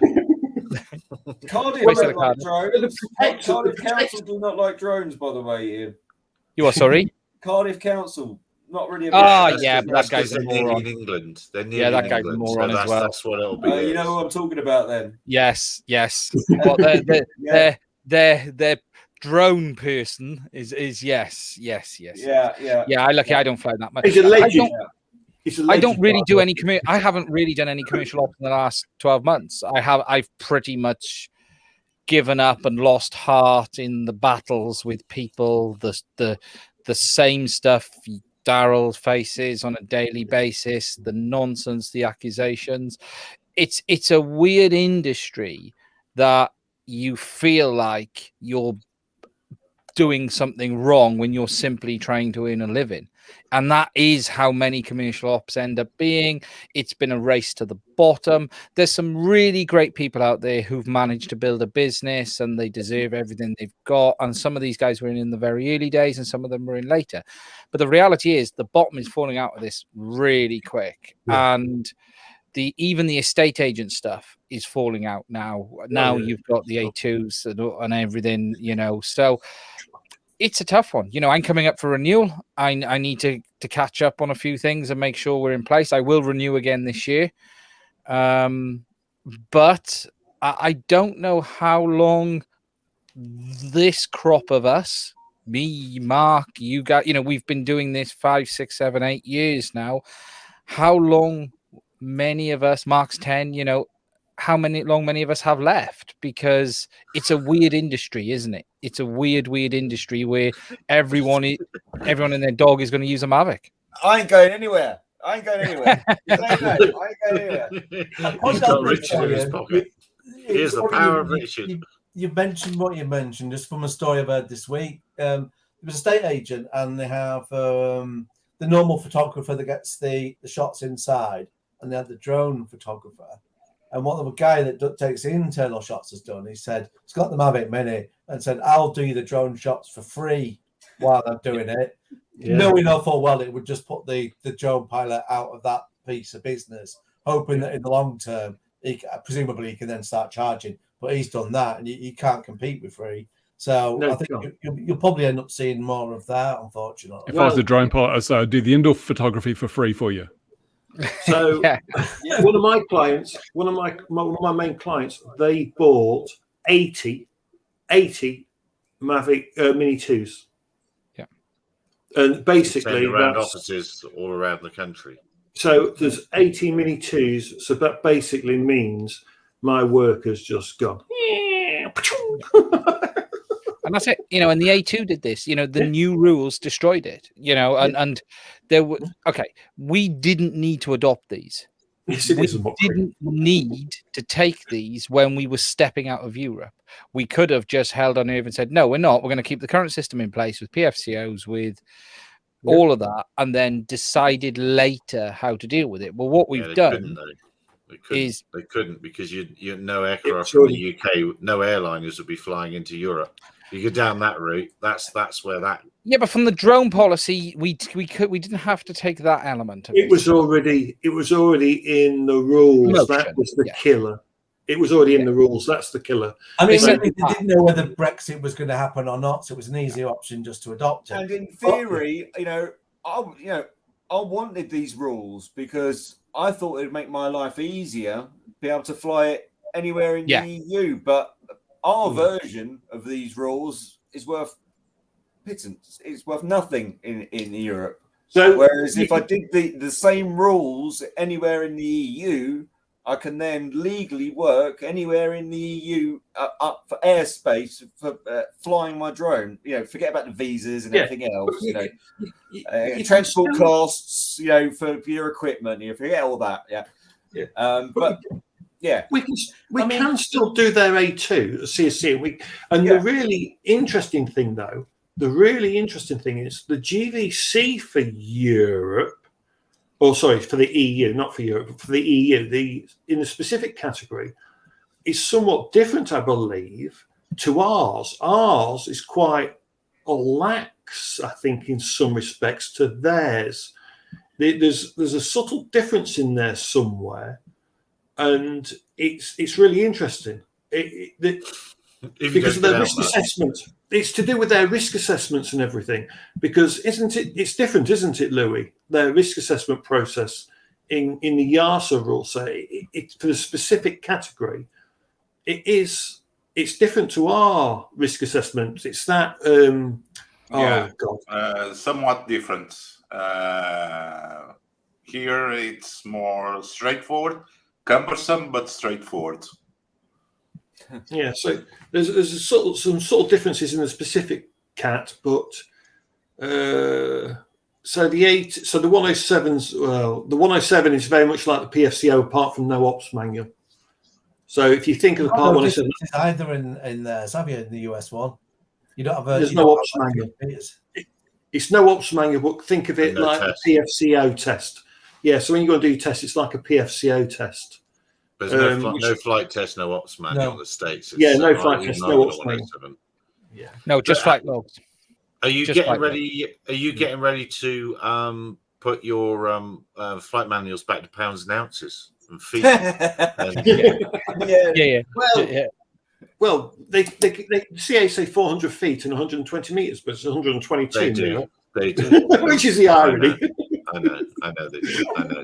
One thing that has to be said with the A2, in fairness, is that the PIFCO rules were too strict anyway, because there isn't really science behind the. No, the rules are fine. I agree. No, I agree with Ian. Mark, you're saying it's fine from a commercial viewpoint, not from a science viewpoint. So I'm not arguing the commercial side. Yeah, and a person wearing a Space 1999 shirt with the spaceship behind them knows science. Oh, I didn't actually clock that. So the A2 CFC is interesting, but it's all about horizontal separation, and it's all about the one-to-one rule. And therefore, if you're flying at 6 meters high, you have to have 6 meters separation from uninvolved people. Yet the PFCO is 30 meters for takeoff from uninvolved people now, and you can overfly, you just got to be 50 meters separation. Do you know the only difference between the two right now is the GVC certification and all that just allows you to fly up to 25 kilos over people's heads with a risk assessment. Whereas the A2CFC is a maximum right now of 2 kilos. It will go to 4 when we get the certified aircraft. And you can fly, with the one-to-one rule. So the only difference really is the risk assessment side of it. That's all there is now. That's the only difference. Apart from, for the specific category, GVC, you've got to have a flight test. The A2 as a certificate of competency, it's not at all. It doesn't prove competency in any way, shape or form in my eyes. It doesn't show that you can control an aircraft. It doesn't show you can fly it. All it does is show, I've listened to someone and I've answered these questions. And then if you go online and look at Facebook, everyone goes, oh, can I fly here? Can I fly there? Well, your instructor wasn't that good then, was he? But at the end of the day, if you've got a serious business, I'm not sure how Daryl entered our world, but if you've got a serious business, generally, if you're flying bigger platforms or whatever, or if I rule the world, I would be asking, young man or young lady, do you have an AMA or BMFA or a SAMA certificate? Were you a model flyer? Oh, you were. Oh, have you got a can you show me the black bin bag that you used on many occasions? Oh, you can you? Oh, excellent.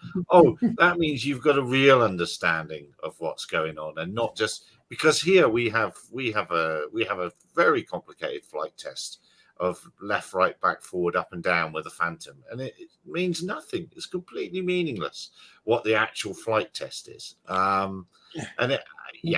Just because they've passed the flight test in the field doesn't mean that they're skilled and knowledgeable. To my mind, I've gone off topic. Anyway, let's go off topic again. Let's go on with a little bit more. The GVC flight test though is quite good because it does make people think. If your instructor is good, because you're going to throw scenarios at them, you'll give them something to do during mid-flight. You're going to, you're going to test someone's ability. Are they paying attention to what's going on? So maybe. Because I was always a bit of a bugger, because if I'm a spotter or whatever, and they're meant to be briefing me, I would literally just get my phone and I would start doing this. So people are trying to brief me and I'm doing this. And I'm waiting for them to tell me off and stuff. I'm waiting for people to have a go. But they think, because I'm an instructor as well, I'm allowed to look at my phone. I says, well, no, you're meant to be, if I'm stood over there and I'm spotting for you and you see me on the phone, that's wrong. You've got to have a pop at me. You know what I mean? You've got to be able to tell me to put down my phone, put it away. Yeah, and you've got to cover those emergency situations, low-flying helicopters, people coming into your takeoff landing areas, all these things, just to try and get people a bit switched on, which the A2CFC does not do at all. But isn't it an entry-level thing that means I can buy my Mavic Mini or whatever the small thing at the moment is, and I can dabble in it, and then as I need to work closer to town or fly bigger platforms, then I start skilling myself up. So doesn't it allow me to start my business at a low cost of entry? Well, whether I like, and I find out I hate it or I love it, and if I love it, I continue up, and if I hate it, I stop, and it's cost me blow all to get in. The one of the big differences was when Daryl did his PFCO as well. I wanted to bet it cost him a good grand to do it. And plus, you paid. So I paid 1.5. I went with a heli guy. I paid a premium. Right. But so I have to admit, I've already got really good training. Yeah. So they get you package training. I'm happy with that. Yeah. So the thing is, if you invest in something like that, it makes you want to actually.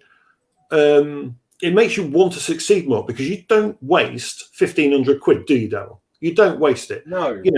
He flies an $8,000 bit of kit, but soon that aircraft, let's say it came out as a C2, he could fly that under the A2 CFC because it's sub 4 kilos, that aircraft. It would mean that you could have something in Spire size, sub 4 kilos, in a congested area. Under the A2 CFC, if you follow the 1-to-1 rule, you can never overfly like me and Daryl can. But yeah, it's going to be interesting. In fairness, I think the market and the use cases weed out the people who aren't going to be serious, because it's not just you can have the drone and you can have your A2 CFC or whatever.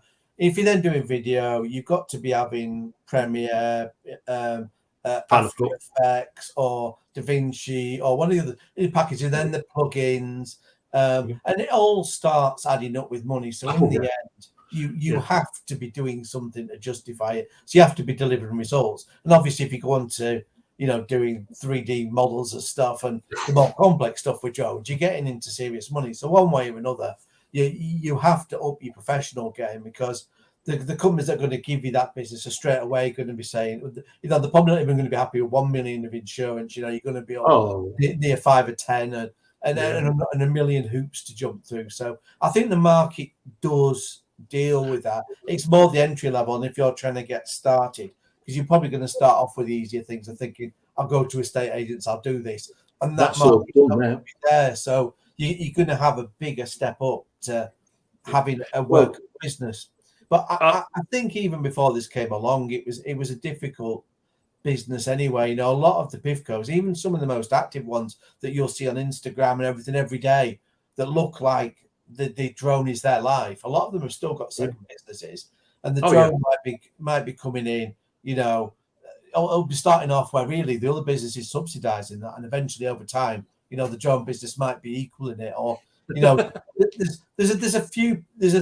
seems to be quite a few niche people that have only ever, I'm just doing drones and that's my own business. It's I think you've to have got there and settled in a few years, well, more than a few years ago, to be that. I wouldn't. Those days are gone. Anyone trying to do that these days. Yeah, don't take it the wrong way, by the way, by my A2 CFC comment. That was aimed at a lot of new flyers, because I did see you just flagged up the one about FPV flying, this, that, and the other. Don't get me wrong. I understand, there are a lot of great hobby flyers. Anyone with a BMFA A or B certificate, Those guys that got the ATCFC, they are leagues away from, you know, a typical drone flyer, what I would consider who's got a mini or got a normal A2CFC. They've seen the deal, got the 50 quid thing. Those people versus hobby flying BMFA stuff. The BMFA guys, I would love to have seen the A2CFC be more like the practical side, be the BMFA A and B certs. I would love to have seen that. You know, Mitchell makes a really great comment in about safety culture and our remote pilots. Bill, it seems how to regulate this. This is a great comment. I'm not articulating this very well. All of us, even Bruce, all of us are pro safety, and we've identified that remote ID isn't about safety. It's about what politicians want. None of us want an unsafe sky, and none of us want people being reckless and dangerous and all that sort of a thing. As an industry, we have surely got to get on somehow a higher level of promulgating safety awareness and knowledge. And that's more important than anything else, isn't it? But do we? Because where are all the bodies? We're already very safe. Why do we need to do this? Yeah, where are the bodies? Show me the bodies. This is the biggest, actually, the biggest problem in the entire industry is the lack of accidents, of people being hit, people dying, people being blown up, big explosions everywhere. Yep. So I'm overplaying it then. I'm overplaying. I want to see when the first death comes along. The first death makes everything changes when the first person dies as a result of a multi-rotor drone use, because then we have a number that isn't zero and we can calculate some relevant statistics. At the moment, try and calculate the ratio of manned pilot deaths to unmanned deaths, divide by zero. You can't produce any useful number. So as soon as one person dies, it can all be put in perspective and we can look at the millions to one or whatever it is. But at the moment, calculator fails. Let me try and change my argument then. Dartford, was it 1990? That was a model flying. That was a model flying plane incident. Girl's head. So there have been. If you want, yeah, but it's not a recreational multi-rotor drone. Multi-rotor drone is totally different. Yeah. It was a model. It was a model aircraft. That's right. Yeah, there've been many deaths with model aircraft. I mean, just look at our field. But recreational multi-rotor drones, that's a completely death-free field at the moment, and we need that will. Someone will die eventually. Someone will choke on a Mobula 6 or a Tiny Warp or something, and that'll be the end of it. But we'll have that number one that we can use to calculate the statistics. And the thing is, so in the UK right now, if let's say multi-rotor professional drone being flown, if let's say sadly someone died tomorrow, for example, very sadly, that would still be one in 21 years since CAP 722 came out. Show me another industry. That's one too many. That's one too many, Mark. Yeah, but remember, we're not in the business of eliminating risk. Otherwise, we wouldn't drive cars, we wouldn't fly aircraft. We manage risk to acceptable levels, and I think 1 in 10 years would be an acceptable level. Yeah, 1 in 21 years in the UK it would be. If something happened in the UK, it'd be 1 in 21 years. That is an acceptable level. You know, it's nothing we do. When I step out the door in the morning and I cross the road to go to the shop, the chances of me getting mowed up crossing that road is far more likely. We still sit here with our fingers crossed, though, hoping it does. Yeah. By the way, there's probably more chance at the minute of Darryl dying. And I want to hear the rest of his story actually while he's here, because he mentioned that actually you've had a few incidents in the last couple of weeks, including being shot at. I was shot at. I was shotgunned by the sounds of it about a month ago while on set for an Amazon TV drama. So when you said that, it's American. So that's obvious. It's an American drama, so that sort of thing was going to happen. It's a UK. It was a UK drama. Wow. A good, BAFTA winning director, good crew, good location. So what is it about you that's attracting all this malice and anger?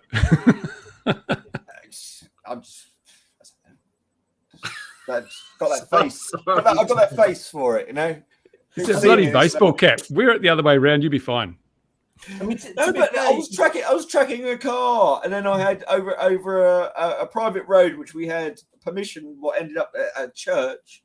We was at the church location, on this private road, and they're in a car. It's doing a top down, nice, just tracking the car, top down.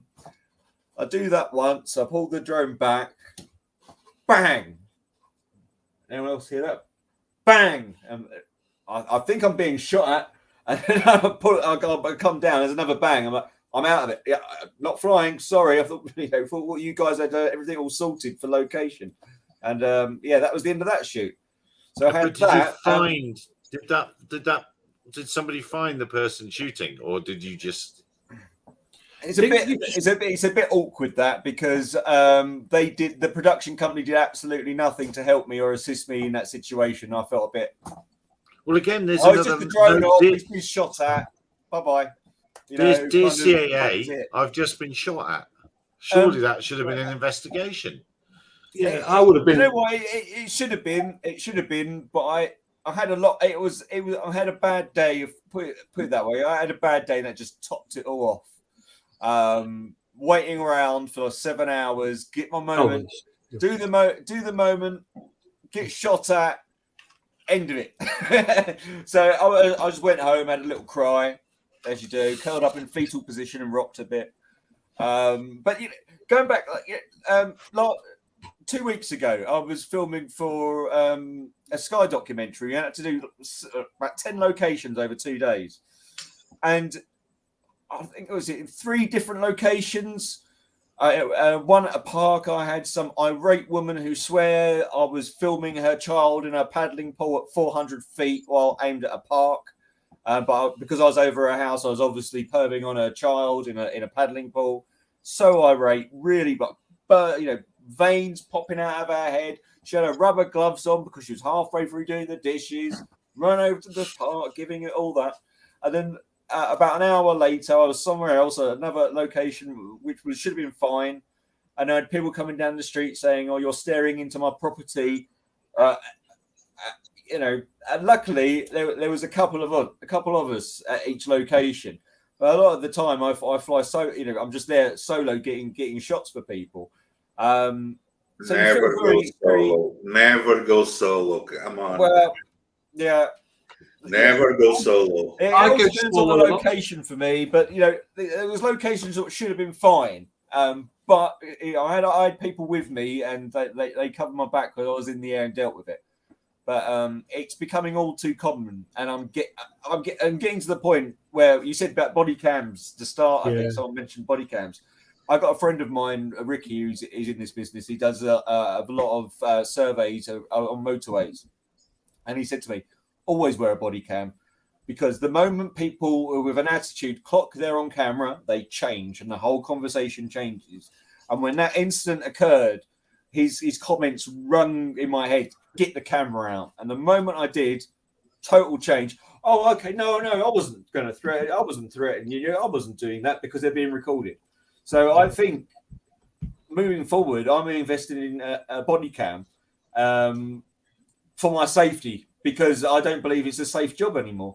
For her comfort and your protection, that's what you need. Something else, Darryl, is to also lay down a camera where they won't see it, like a GoPro, just, looking at you while you're flying, because the interesting thing is then it only has to be sitting on a small tripod in a corner. No one might spot it. And that way you've then got a real fact of what happened, not just what he sees once he sees the camera as well, isn't it? Yeah. And this is why Schwarzenegger spots for me, just for my safety. I must say, get yourself a Doberman. Get yourself a Doberman on a tight leash, and your troubles are over. Yeah, I've got a friend of mine who's done a lot of filming in France, and he was telling me about the stories about him being harassed by police. And when I was telling him about what happened with me, he's like, I've got a better on that. I'm flying a drone, and people were actually punching me while I'm piloting a drone, and I had to land it safely while having punches thrown at him. It's got to that point in France with police brutality to a degree. Not when I say brutality, compared to what it is in the UK, just taking a zero tolerance on drones if they don't believe it should be there, and then dealing with it afterwards. But in the UK, it's because of the negative press with Gatwick and how drones is just negative. With the same brush. Now, we're talking about Afghanistan. It's drone strikes in Afghanistan. It's drone strikes, drones. Bloody Mavic 2. Negative. And so when people see one, you're right. You're spying on me. You're casing my property. You're illegal. You're not allowed to fly there. Oh, that's so easy. Just tell them, no, we are doing the reconnaissance for the big drones to come and bomb you. I tell people, I say, yeah, I'm casing up your property right now. I've been staring through your window trying to catch you in the shower. And they've got people have got me recorded saying that straight to the camera, because I've got to that point now. I really don't care anymore. I know I'm not in the wrong. I know I'm doing. I just say to them, you're really not that interesting. Go away. I mean, don't want to break the camera, so I can't film you. With what you shoot with, because it's serious kit, because you could use a second op, can't you, on the Inspire for the camera moves? Yes. The one you've got. I mean, I really do think with some of your jobs, it'd be worth you costing in, having a spotter and having them with you for even like camera op and dealing with some of this crap. But the jobs where I was just mentioned, on the where I was shot at, big production crew all there, right? The jobs around Sussex for the documentary, I'm going around with a couple of guys. Still incidents are happening and coming at me. Okay. But the point is, they're less interested in protecting you because they're not there with you. If you have somebody that's there with you, that's the point. They're specifically going to get in somebody's face and give you that bit of extra protection. No. Sorry. When I was saying about the filming, were in multiple locations. I had a second op with me. Oh, okay. And a lot of the time, I was still flying a single op because it was easier to get the shots. To be honest, with some of them. Yeah. No, and I had him watching my back. But what I'm trying to say is, those incidents still occurred to a point where it's still distracting me because it's happening a few meters away from me. I'm trying to get a shot, and then suddenly someone's going, "You can't fly here. You're not going to call the police." And I've got that. So not only am it's affected my own personal safety. It's affecting the public's safety. Okay. What kind of clothing are you wearing? Are you wearing the high visibility jacket, helmet, and stuff? No. You should. Sorry. Clothing. No, the clothing you need is the T-shirt that says, "I have just escaped from a quarantine. I have COVID." No. In all of these positions, in the shoots I was doing, multiple shoots, I was in shot in all of them, and there were chances where I'm hiding under a tree through light cover. At any point, you're going to see, if I was wearing a high vis, because I know this because I used to do it. I used to do exactly that because it gave me authority. I even had a fake police radio on me, and people used to assume I was a copper, and it worked great. And I had some, but when you're shooting it and the footage has to be spot on, they don't want to see a high visibility guy in the corner going, "Hey, look at me, I'm the drone up." They just don't want it. So, and most, these incidents have occurred, but I've been doing a lot of flying recently. So this isn't like 50% of the time. It's not like 20% of the time. It might be 5% of the time I'm getting this. 95%, I don't get any issues. People come up to me, "Oh, is that a drone? What are you doing?" Having a nice chat. It's just that small percentage of people put me at risk. And I don't see why I should, reduce the product I'm producing for someone to satisfy someone's ignorance. I can vouch on this, Darryl, because I had to do an edit for a friend recently, and it wasn't even high vis that was coming up. It was just white trainers. Yeah. And they showed up from a considerable distance in the shot. And if you've got something in video and you're trying to mask it out and all that, it is a lot of post work. People don't want that. They don't pay for that to get that footage. Then have to put extra money in post production to remove you.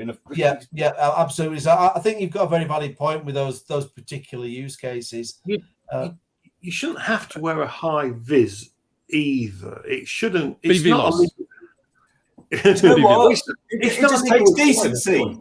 It just takes decency. What's going on here? Can I have a chat? Yeah, but people don't. People just come ripping into you.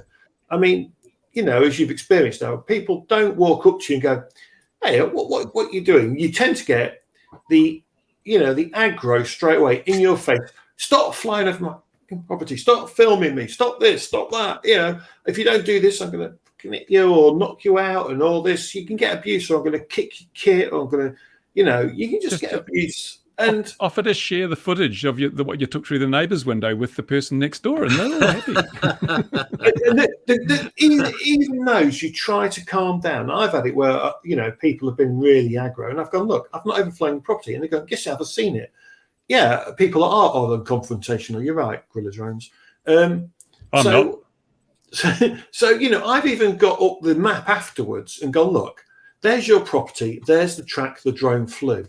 Oh no, that's not right. They don't care. Well, I can't help. I can't help you then if you don't understand. Just say, I'm from Google Earth. I'm from Google Earth, and then hey, they don't seem to complain about that a lot, do they? They don't. One note for a comment. Just for Gorilla Drones here, and probably Daryl as well.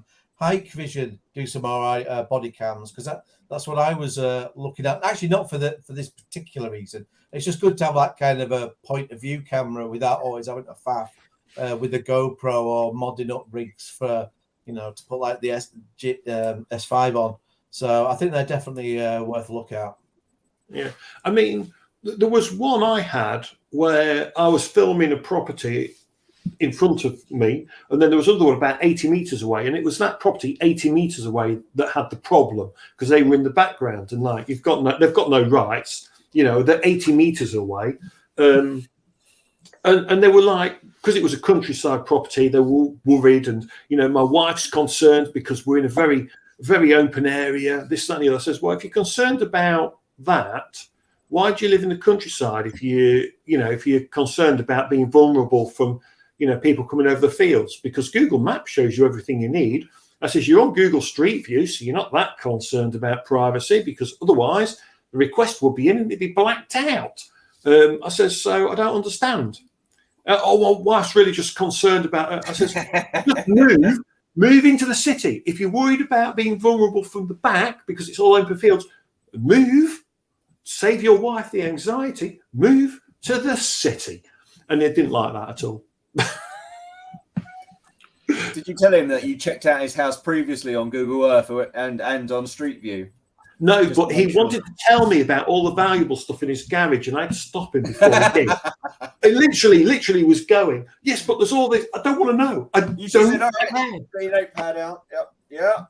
Okay. You see, what's your code? I don't know. This is going to be a circular argument forever. Yeah. It's going to happen. It's going to keep happening. It's going to happen more and more, I'm afraid. And I feel for Daryl, because he's just out there trying to earn a living. He's just doing a good job for people, and he's just getting shit for no reason. And it's just a shame. And I want to sort of underline this, because that's the bottom line, isn't it? Gorilla Drones. That's the bottom line, sadly. And no matter how you try to assure people, sometimes they just don't listen to you, do they, Daryl? No matter how nice you can be to them.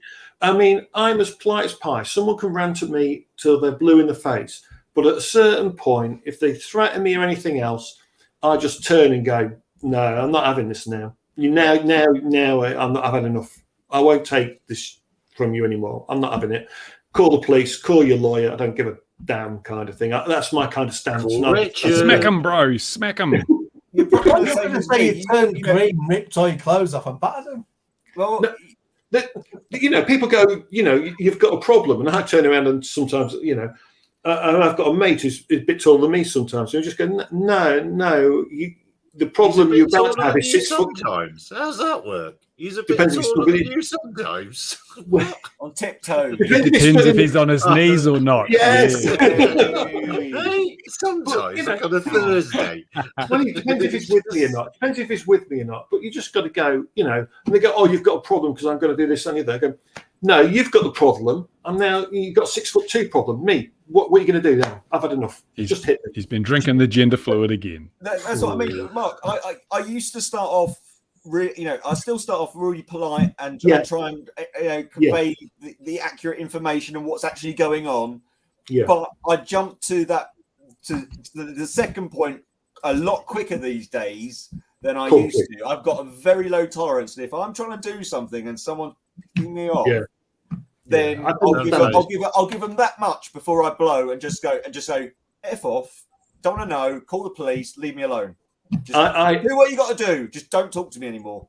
Yeah, I just go. I've just, I'm like you. I could take 20 minutes of abuse from people before, and I'll stand there and take it, and then I just go, just call the police and call your lawyer. I don't care now. Do what you want. You've got to give people a damn good listening to sometimes. Just relentlessly agree with them. Relentlessly agree with them, and then they get befuddled and confused and don't know what to do. I have someone I know particularly well, and you can't argue with someone who won't argue back, and he is a master at it, and it winds me up because people can just rip him apart, and he's like, "Oh yeah, you're right on that," and you're just like, "You're absolutely right.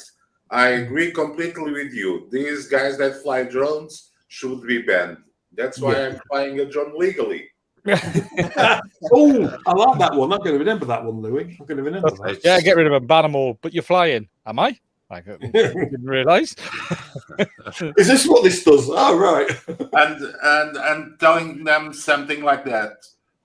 Do you know that while you're interfering with me, I might lose control of the device and crash over you? No, tell him you'll kill a child instead. That's, I could crash and kill a child. I was wondering, I'm just There's a job for you in the US military, Ian. I'm just chucking this out there, but let's say someone's having a go, say, look, you don't need to fly this, and then I just aim my drone for his head, and then my defense is he interfered with me and I lost control. But you can spin that interfered with you so many different ways. Well, that would be great because no, please do it. I was flying a drone pilot. We thought you'd like to be interfered with. I was flying a drone in a park, and a random man interfered with me. No, do it because Bruce needs the one case to make his statistics match up. Do it. It's easy. Yeah, all right. I'm just going to agree with what was it? Chopper Girl saying, I completely agree. I was going to type it. Yes, this is exactly what we could always We do are. with. We're all old, moaning old men. Yes, we are. I'll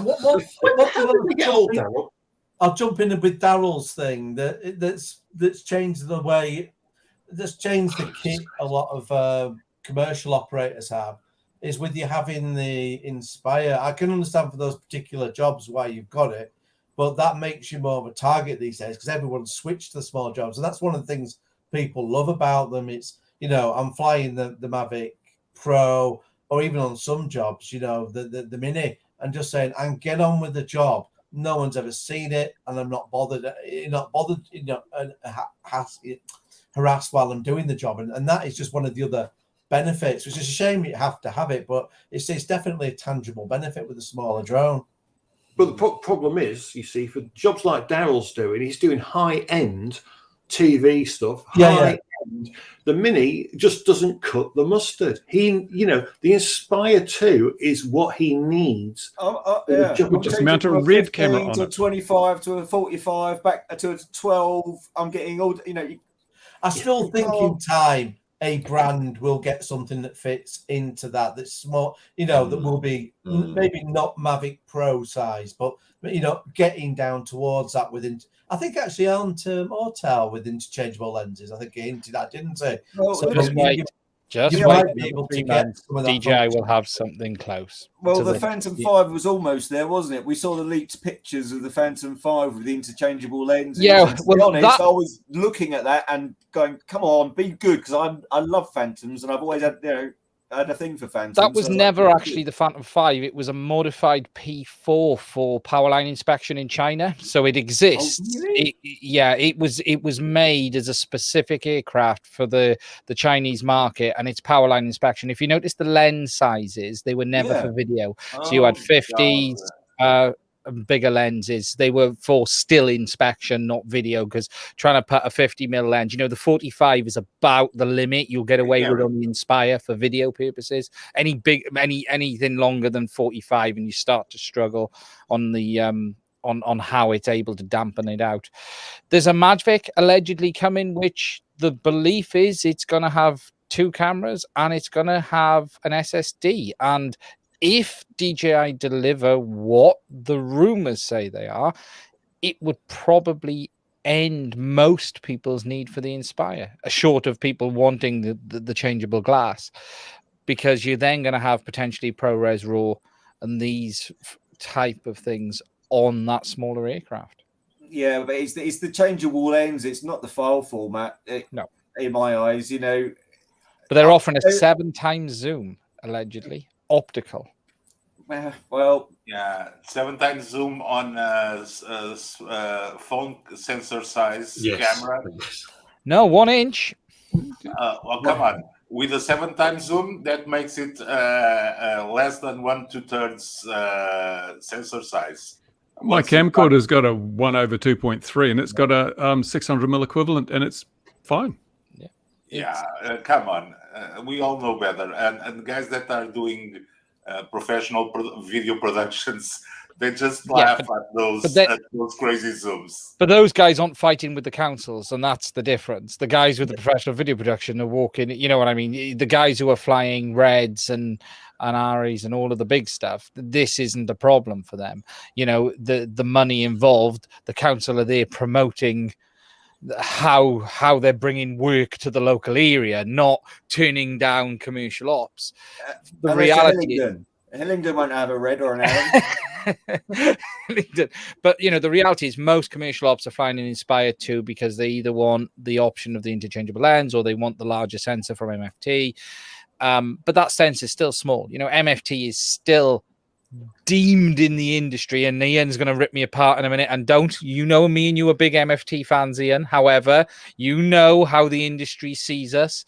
We are seen as the anti. It's not ever still seen as a proper sensor size. To be honest, I think in practice this is untrue because is he a lot or is it me? There are a lot of TV productions now, especially in the US. And they will take Mavic footage all day long. They will take it. And this is movie productions as well. They will take it. If you give it a 24 frames per second, 4K, and it's the shot they want, there are still sales there to be had. Like The Blacklist, Blind Spot, they used to take loads and loads and loads of those. But you're not doing that, Ian. That's money as well. They're saving a fortune. And that's what this comes down to now. It's funny. Even Hollywood is starting to go, why are we paying 10,000, 20, 30,000 a day when we can go and get this small op has got a bit of footage. We can slide in at that point and no one's going to really notice it too much. And we can make it look as good, and in fact, sorry. I'll like it. So I was going to say a lot of these are shots are like 2 or 3 seconds. Yes. Blinking, you've almost missed it. So it really doesn't matter.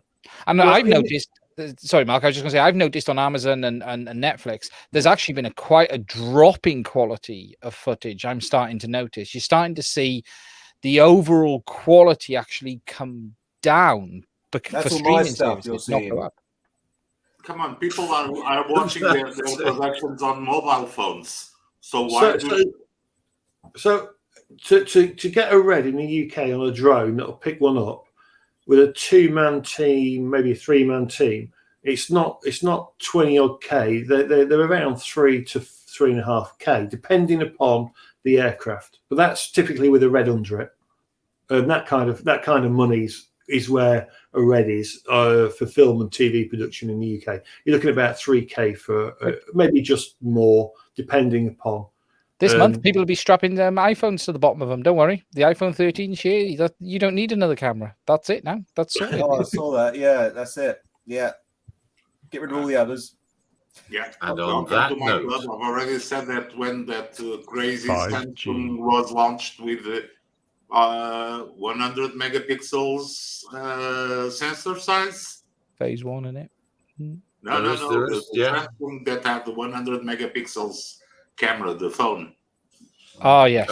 Phone. Right. I'm gonna say adios at this point Yes. because I've got no interest in iPhones. I'm an Android speak user and I Spanish. take great offense to the conversation. Hey, Hasta la I vista, was baby. speaking- I Me was too, speaking I know. on- It is. on an Android. So been a pleasure. Catch you all later. It's Look after yourself. Take Muchachos. care. Cheers, guys. Take Cheers, care. Arriba, man. arriba, andare. Yeah. Oh, he's gone. We can talk about him now. So no, it's time to go. Look, we've gone longer than 2 hours again. This is becoming a habit. And don't forget, Um, before you go, R.I.P. Sir Clive Sinclair. Oh yeah. Oh yes. Yeah. Actually, fair, very, very, very fair point. Yeah. Well, what's to say that hasn't been said? But I think all of us are probably products of that age and, Yeah. and various Imagine things. if he built a drone. Can you imagine it be built down to such a cool price? Oh, it will work. And it would fly like a Karma. And the BBC would have made a version, and then we wouldn't have had all the clickbait. Yes, that's true. That's true. Yeah, I mean, it was. It brings back. Yeah, I mean, memories. my dad's an electronics engineer of old, and so he built all the kits in the 70s, and we had them all around the house and stuff. And who was that? Louis, I bet. What was he Remember- doing? Remember What was he when doing? Maplin's was a laminated book of dreams? That was Yeah, hard on it. absolutely. I used to love the old ZX Spectrum rubber keys. That you know, the old Spectrums. There's whole websites for people like you. Yeah, All the feedback of a blancmange. It was yeah, fantastic. they were brilliant, weren't they? They you know, the old ZX81 was great, but when we got to the Spectrums, just absolutely brilliant. keyboard should be like this, Mark. I've got to be honest. If you owned a You'd have been an Spectrum, Oric you boy then. really at the back of the head, you really wanted the Commodore 64. You just Yeah. didn't want to I had one. I had Yeah, with the Commodore tape deck that failed every time you used it. Upgrade from the Oh, VIC 20. Commodore was the Drive. oldest RC transmitter Disk you guys drive, got. Commodore 64 with an actual replaying disk drive. Never used cassette again. The OS Pixies on my XJIT channel. If you go and So look the at it. oldest Bruce RC would be the transmitter one. you guys go. Like one button. No, I can't do one button. I'm not that old. While I'm an old guy, I'm not old enough to remember one channel.